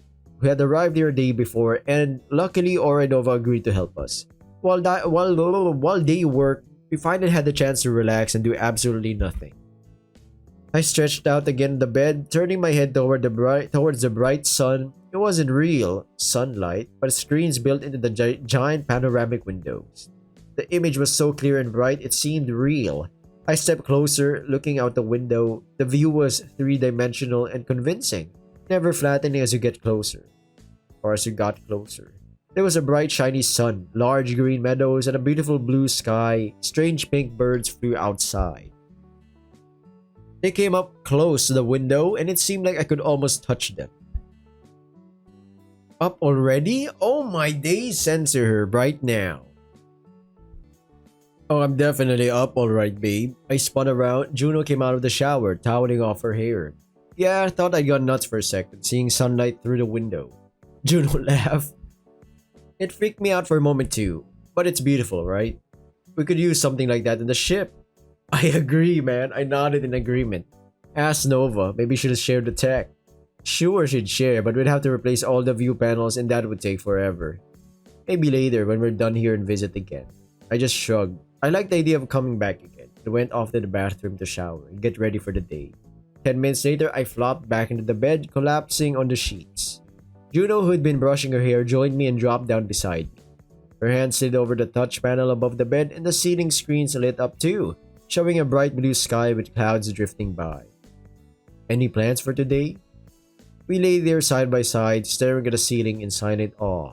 It was so nice, so peaceful, almost real. Even the AC adjusted, blowing a warm breeze over us like we were lying in a real field.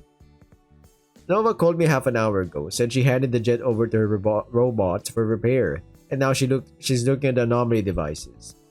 She's really interested in them. Is Aura going to charge us? That price she quoted was just ridiculous. Juno smiled and shook her head. No, of course not. Don't worry about that. Not sure if she's just kidding or not. We've never been super close, but Nova won't let her take money from her own sisters. So today's plan is to get as much rest as possible, huh? Juno smiled and scooted closer to me. Exactly. God damn it. She propped herself up on her elbow and with a sly sparkle in her eyes pressed her lips to mine. Her hand slid down my chest, teasing, fingers moving lower and lower until her palm wrapped around my— oh my god, censor that, under the towel, starting to knead it confidently and gently. We're gonna have to cut this out. I hissed into her lips, feeling myself getting hard fast. Okay. Alright, welcome back. So he's just chilling, man. I'm gonna have to start cutting some stuff out. I'm sorry about this. No, I'm not sorry. It is what it is. How about we try out the jacuzzi? How is that for a way to start the day? They started with banging, so yeah. Juno accepted my suggestion with enthusiasm, jumping to her feet as if she hadn't just been limp jelly next to me. Grabbing my hand, she pulled me up. Let's go. I want to try that jacuzzi. I smiled and followed her. All in all, the morning was excellent. We spent about an hour in the jacuzzi, just enjoying the quiet and relaxing, and then headed to the nearest restaurant for breakfast. The lack of Pixie's daily morning greetings was strange, but I didn't regret at all having a chance to rest. I agree. After breakfast, we strolled around the tower, stopped by some shops to buy little souvenirs, just for memories, then went to the water park. The day passed in entertainment, and it was so nice not to worry about anything or think about anything. I hadn't felt such lightness in my chest for ages. It was like our mission and problems didn't exist at all. Juno and I went everywhere together, rode insane water slides, swam in the pool that simulated the open ocean. There were seaweed, corals, even fish. Colorful schools of small fish, huge gigantic predators patrolling the waters. So everything is simulated. That's amazing. At first, I was even afraid to get into the pool. I wasn't the perfect swimmer, and if some giant fish decided to snack on me, I wouldn't outswim it. But it turned out everything— fish, seaweed, corals— were just another hologram. Juno and I visited several such pools. Some were bright, beautiful light, others on the contrary simulated deeper, darker waters of distant planets. My god, that's kind of scary, but hey, it's a hologram, but that might give someone a heart attack. In some ways, this hologram simulation was a real test and training for the mind, because I nearly fainted when I dipped my head underwater and saw only black, endless void, with something slowly drifting out of it from time to time. My god, it's like Subnautica, man. Of course, that was just another simulation, and there was nothing to be afraid of, but I still rushed to swim out as fast as possible. I'd be rushing, even if I know it's fake. It's like, no, that I know it's fake, but my senses are telling me it looks real, so nah. Besides very interesting and sometimes scary, pools, the water complex also sold special masks that were barely noticeable in your face, but allowed you to breathe underwater for a while. Naturally, Juno and I brought those masks and spent about half an hour just lying on the bottom of the colorful ocean pool, watching fish drift above us like butterflies. Man, that's beautiful. I'm just imagining it now. You know, that would be... If they ever updated this game, I know it's completed, add in a background or something. I don't know what it's called. You know, an image of them in a beautiful pool or underwater. I don't fucking know. In the evening, we went back to the restaurant and ate a hearty meal, starving after such an active day. It was time to head back to our room, but then we ran into Aura and Nova. We were standing in the middle of the hallway, and their conversation was far from peaceful. I said we're not going there. Why do we always have to do whatever you want? Because I said so. Juno and I exchanged glances and came closer, but Aura and Nova didn't notice us, still arguing. It was awkward. Girls, what's going on? They immediately stopped their quarrel.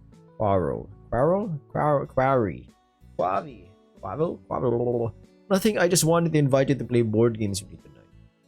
I have a whole section in the tower where we can play all kinds of games from around the universe. And I even invented some. I can guarantee that you'll love them once you see for Aura cut her off. Oh, what a bore with your games. I'd rather put a blaster to my head and pull the trigger. Damn. No, darling, I have a much more tempting offer. I invite you to play with me in the casino. Oh, gambling? Okay, I have a VIP hall where no one will disturb us. No, it's not my board games that are nonsense. It's your cards. They're even more boring. And you call my games boring? You just sit there buried in your cards and they don't even have pictures. Sit there buried in cards. Nova, it's strategy and brain exercise. You know how fun and useful it is if you ever bother to play with me. But I guess you're too scared you won't understand it with your genius brain. Nova gasped in outrage. Did you just call me stupid? Don't even think of coming back to the room tonight. Actually, it's my tower. Half of it's mine, so stay on your own half. Well, Nova stormed off and Juno and I stood silently watching the scene. Maybe we should go after her. No, don't. Ignore her. She'll cool off soon. Nova always was an emotional girl, I suggested skeptically. Maybe don't provoke her if she's emotional? Uh-oh. Aura shot me a look, but in the end didn't say anything. Just spun on her heel and walked away. Come on, let's play poker. I bet you like it much better than those silly board games. But board games are also fun, you know? One is gambling with money, the other is pissing off the other competitor. I guess they both have similarities when you think about it. I swallowed my comment about calling your friends business partners, whatever hobby, silly, but decided not to make things worse. Plus, Juno followed Aura, so I had no choice but to go along. Soon, we were in a huge hall, with no one around except robots standing motionless by big empty tables. The hall shimmered with the holographic lights, and the air smelled pleasantly fresh and sweet. The gaming tables floated above the floor. Aura sat down, waving for us to join. Juno and I settled into comfy floating chairs. A holographic menu appeared in front of us. Drinks, snacks, smoking mixes from all over the universe. Different kinds of flavor, huh? I tapped the first drink I saw, and the robots immediately sprang to life to fill my order. What are we playing? Aura grinned. More like, what are we playing for? Oh no, we're not playing for money with you. You'd rob us blind and we don't even have any. At Juno's words, Aura laughed. Alright. For the first time, we can play for free. Free as in on credit? Aura glanced at me and smirked, amused by my comment. No, free means free. For now. The robot dealer dealt the cards, thin plates with symbols glowing on them. Juno had already taught me how to play casino games. We sometimes stopped at stations to play for laughs.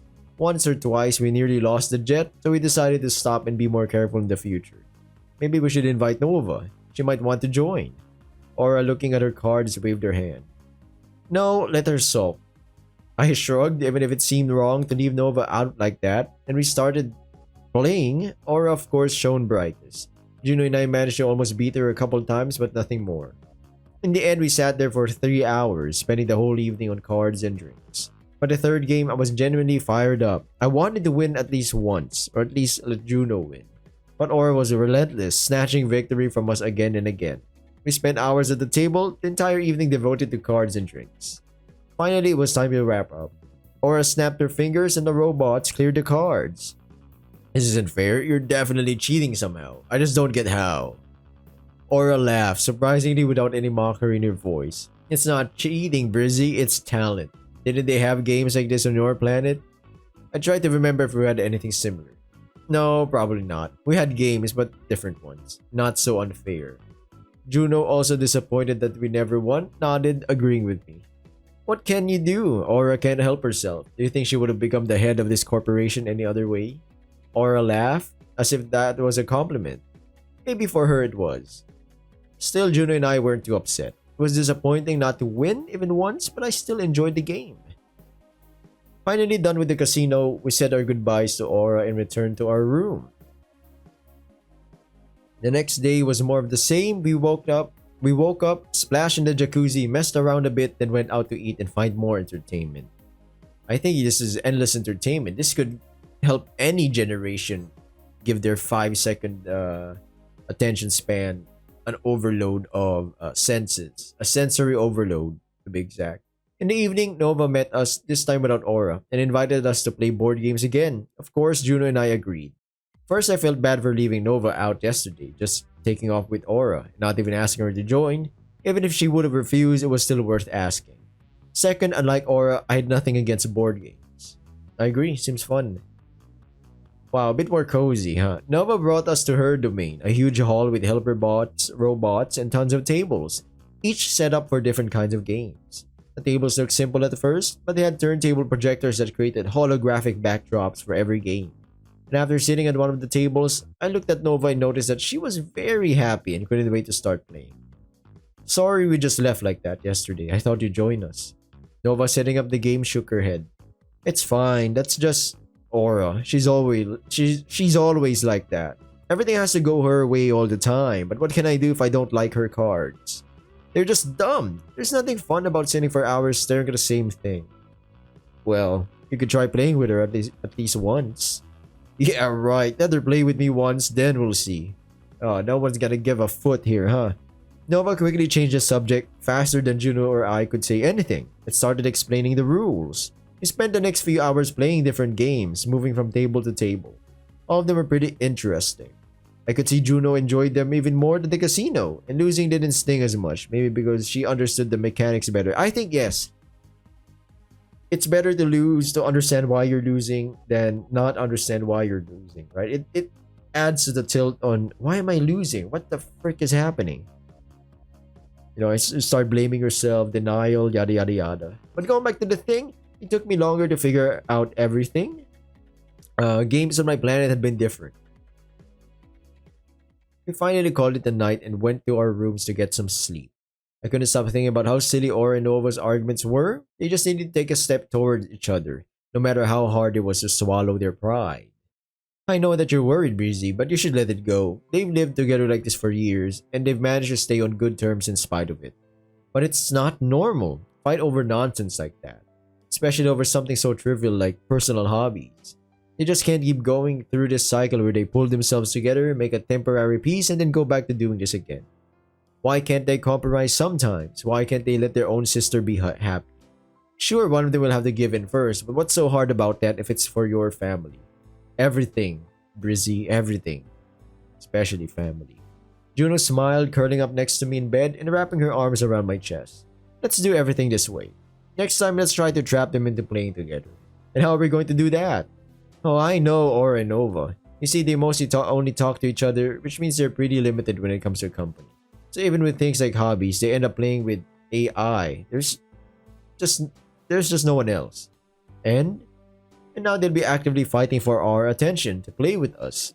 And we'll take advantage of that, and in a couple of days, we'll give them an ultimatum. That from now on we'll only play with all four of us together. Aw, I raised my eyebrows in surprise. Are you sure they won't kill each other? Of course, I've known them for years, Brizzy.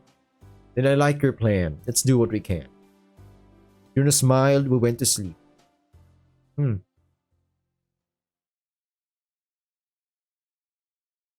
next few days we spent putting the plan into action. As agreed, we took turns playing with Nova, then with Aura. They really enjoyed having real, living company instead of artificial intelligence. Gradually, I learned both of their games, which made our time together much more interesting. And on the fourth day, June and I decided it was time to finally put our plan into action. Well, again, what do you mean you won't? Aura looked extremely offended when she realized we were refusing to split up between them. Exactly what it sounds like, sister. We're only going to play if we're all together, or not play with any of you at all. Nova's eyes widened in surprise. Then she hurried to protest. Fine, but then we play my board games first. Oh my god, hey, why yours first? No way we're doing it this way. First we do something interesting like playing poker, then your nonsense comes after. No, your nonsense comes after. I had to step in, knowing otherwise it could drag on for hours and we'd get nowhere. Ladies, someone's going to have to compromise here. Aura, are you just afraid you won't understand how to play Nova's games? It's alright, I didn't get it at first either, but in the end I even won a couple times. And if you lose, it's not a big deal. We're not going to laugh, so don't be afraid. And I knew exactly what buttons to push. People like Aura just couldn't stand to lose. Couldn't stand to not be perfect at everything. Me? Afraid? Let's go, I'll show you how it's done. Just wait and you'll take those words back. I always win. Oh, finally, they're playing a board game with one another. Aura strode toward the hall and I exchanged a satisfied smirk with Juno. Nova was happy too, though she tried not to show it. We finally gathered together and spent the next 2 hours playing games in a group. Aura carefully pretended to know everything and be the best at everything, even when she made silly mistakes. Instead, she always tried to help Aura, to give her hints, sometimes doing it gently, almost unnoticed, so as not to hurt her pride. A few times we played team versus team, me with Juno and Nova with Aura, and we ended up with a tie. During all the time we spent together playing, Aura and Nova didn't argue once, which to me felt like a huge step forward. When it came to check in and call it night, Aura could barely hide her disappointment. But I'd bet anything she didn't actually want the game to end. Alright, maybe it's not that stupid after all. Nova smiled with some hope in her eyes. Really? I told you, you just had to try it. Next time we'll play a really interesting game. It's long but you'll love it, I promise. That'll be next time. Tomorrow, we all go to the casino together. Ready to cheat, Nova? Me? Cheating? I never cheat. Sure, you're just always lucky. It was a really pleasant evening. Me and Juno had so much fun. So some, problems with the spelling, but yeah. And what was even more important, I think it was supposed to be Nova, but yeah. And what was even more important, Nova and Aura had fun too. I agree. The next evening, all four of us gathered in Aura's casino, and I couldn't have been happier with how perfectly our plan worked out. It seemed like Aura and Nova just needed a tiny nudge to take a step toward each other. All the time we played cards, Aura didn't try to jab at Nova or mock her for not understanding. Instead, just like Nova the day before, she helped and gave hints, and once or twice even let Nova win on purpose. Everyone noticed, except Nova herself of course, but no one said anything. Still, it was worth it, because Nova looked genuinely happy, sincerely enjoying every win. Aww. Oh, no yapping with that one. A few days later, Nova finally told us that her first invention for us was ready. I think it's the radars. She'd been working on it the whole time Juno and I were relaxing and making the most of every second of that precious break. Nova invited us to her place, her giant all-purpose lab. Wow, that's some scale. Nova grinned. You haven't seen the production floor. That's downstairs in the sub-levels. Though there's mostly just robots working down there, and up here, this is my domain. I wandered around the lab, looking at inventions displayed behind protective glass. Each had its own number. What's this? I haven't seen him in the main museum. Nova turned and came over. Oh, that's one of my favorites. I call it the butterfly blaster. When you fire it instead of shots, a special module generates butterflies that fly around for a while and pop like soap bubbles, which then kills you. They're not real, so they don't hurt anyone, and it's really beautiful. I thought it was gonna be some sick joke.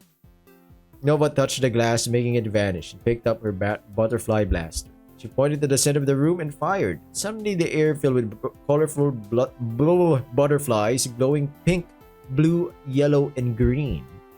They danced around for a few minutes, floating up to the ceiling, circling us, and then quietly faded away, leaving just a wisp of glitter in the air.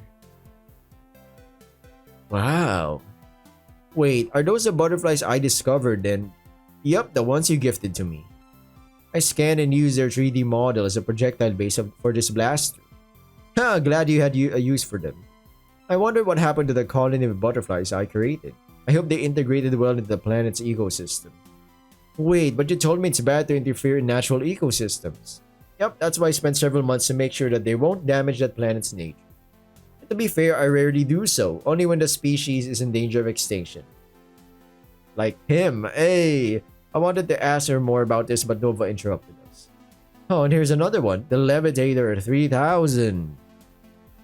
I mean, the name of the thing sounds a bit generic, don't you think? That's only the prototype's name. Aura is in charge of the mass market branding. Nova pulled us over to another case. Inside, wait, what? Aura, yeah, I think I said that right. Inside was a small black mat. She picked it up and set it on the floor, and it unfolded into a much bigger mat, like a carpet. This one's really fun. Check it out. Is it a flying magical carpet? Nova stood on the mat and immediately began to float in the air. I knew it. A special anti-gravity pad. You can put it under your bed and sleep in zero gravity. Wow, that would help your back. Absolutely. Both Juno and I were surprised by this thing. Damn, that's awesome. I expected this to be another kind of gun, but it looks like something actually convenient. Juno, maybe we should get one too. I'd take the butterfly blaster instead. I like it too much. Hold on, there's more. There's more? Nova led us to another case, with a pair of warm, soft slippers inside. These are slippers. Just slippers. Of course, not just slippers. Nova smiled broadly and opened the glass. These are special slippers with an AI module inside. You can give them a name and they'll be like a pet. Wait, so they can follow you around and call for them, and you'd have you'd have portable slippers or something? As if to prove her point, Nova reached out and petted the slippers. They twitched like living things and made a sound like purring. Want to get a pair, Brizzy? Juno, enchanted by the slippers, started petting them too. Why not? How much do they cost? The satisfied and proud smile on Nova's face faded. Well, actually, those prototypes won't get to market shelves, and we don't sell prototypes. Feeling suddenly confused by this, I asked, why not sell them? They look so cool. Nova looked noticeably sad. Yeah, but Aura doesn't agree. Juno and I exchanged surprised glances. What do you mean? What's the problem? I agree. Is it dangerous? Nova sighed, as if we don't know what it's like dealing with Aura, Juno. She thinks all these inventions are just silly stuff no one would ever buy. She's not in. I think there's a market for this. Sure, it's not the most useful inventions, but people have bought stuff for commodities' sake or for entertainment purposes. She's not interested in making or spending money on them because there's too much risk it won't pay off. Besides, she says our company is too high level to make talking slippers. I know, that seems insane. That would be like your company sells everything, right? You'd be the go-to company to go. Like, I sure wish I have a flying magic carpet or something. Goes to their area, searches for it. Oh wow, there is one. Nova looked sadly at her invention, and after stroking the slippers one last time, closed the glass case. So you just keep your inventions here? Why don't you use them yourself? I do, sometimes, when I'm feeling really down. I frowned, not understanding why Nova couldn't stand up to Aura.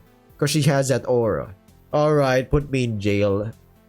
Dad jokes, my god, but that's not fair. It's her company too. If you want to make talking slippers, why not start? Then Aura would eat my brain with a spoon. She already told me countless times before and still keeps telling me that I waste my time on nonsense. Even when you came, she didn't want to agree to help because I'm behind on our schedule. So what if you're behind? That's not going to lose you any clients, I'm sure. I agree. And if you start making things like this, you'll attract a new audience. The thing is, I don't really know how all this business stuff works. Maybe Aura's right. And no one would buy them, and I just waste company resources. It's too sad. Or maybe your inventions would be a hit, and sales would cover everything. Isn't business sometimes about it's absolutely taking risks when it comes to business? And anyway, a company at your level can afford it. Aura hates risk. No matter how much I try to convince her, it's useless. She just doesn't listen to what I say. And yeah, it hurts because we built this company together, worked side by side, and now I don't even have a say. Nova folded her arms, clearly upset, and I gently asked, "Have you ever tried telling Aura all this?" Nova looked at me as if I'd grown two heads. "Are you kidding? Of course not. Imagine what a scandal that would be." "But Nova, it's not fair. It shouldn't be like that. You should find some kind of compromise." Nova didn't answer. You could tell she'd been holding this in for a long time, never letting herself stand up for her interests and wants with Aura. "Anyway, I didn't call you here for that. I've spent days studying the devices you gave me and I managed to upgrade your locator, Juno." "Nice." Nova, cutting off the conversation, led us to the main table where she worked. It was covered with every tool imaginable. Half of them I couldn't even guess the use of. "You made a new locator?" "No, I just took yours and improved it. Now it'll show the exact location of the anomaly devices down to the centimeter. It'll send precise coordinates to your navigator to look for devices just like the ones you gave me. Plus, it's very sensitive to anomaly, so even if it's not the devices but something else, it'll let you know." "Wow!" Juno looked at the locator in awe. "Damn, Nova, that's incredible. Thank you so much. I never even thought it could be improved like that." Nova smiled, clearly happy we were so impressed with your invention. "I've got a few more things ready, but I won't spoil the surprise just yet. I'll try to finish them as soon as I can." "Really? Thank you, Nova. You're a huge help." "Oh, stop it." She blushed, smiling. "We're rizzing her now? Damn. Now go. I still have some things to finish before I can relax. And Juno, you didn't forget we're going bathing together tonight, right?" "Of course not. 9 o'clock sharp. See you, Nova, and thanks again." We left the lab, leaving Nova to work on new tasks. Now we won't have to search for anomaly devices so long. We can just fly right up in the jet. Yeah, we'll save a ton of time. Should have come here sooner. Well, now we know for next time. Come on, we still have to try those crazy slides in the third part today. And June and I headed for the water park to spend another carefree day.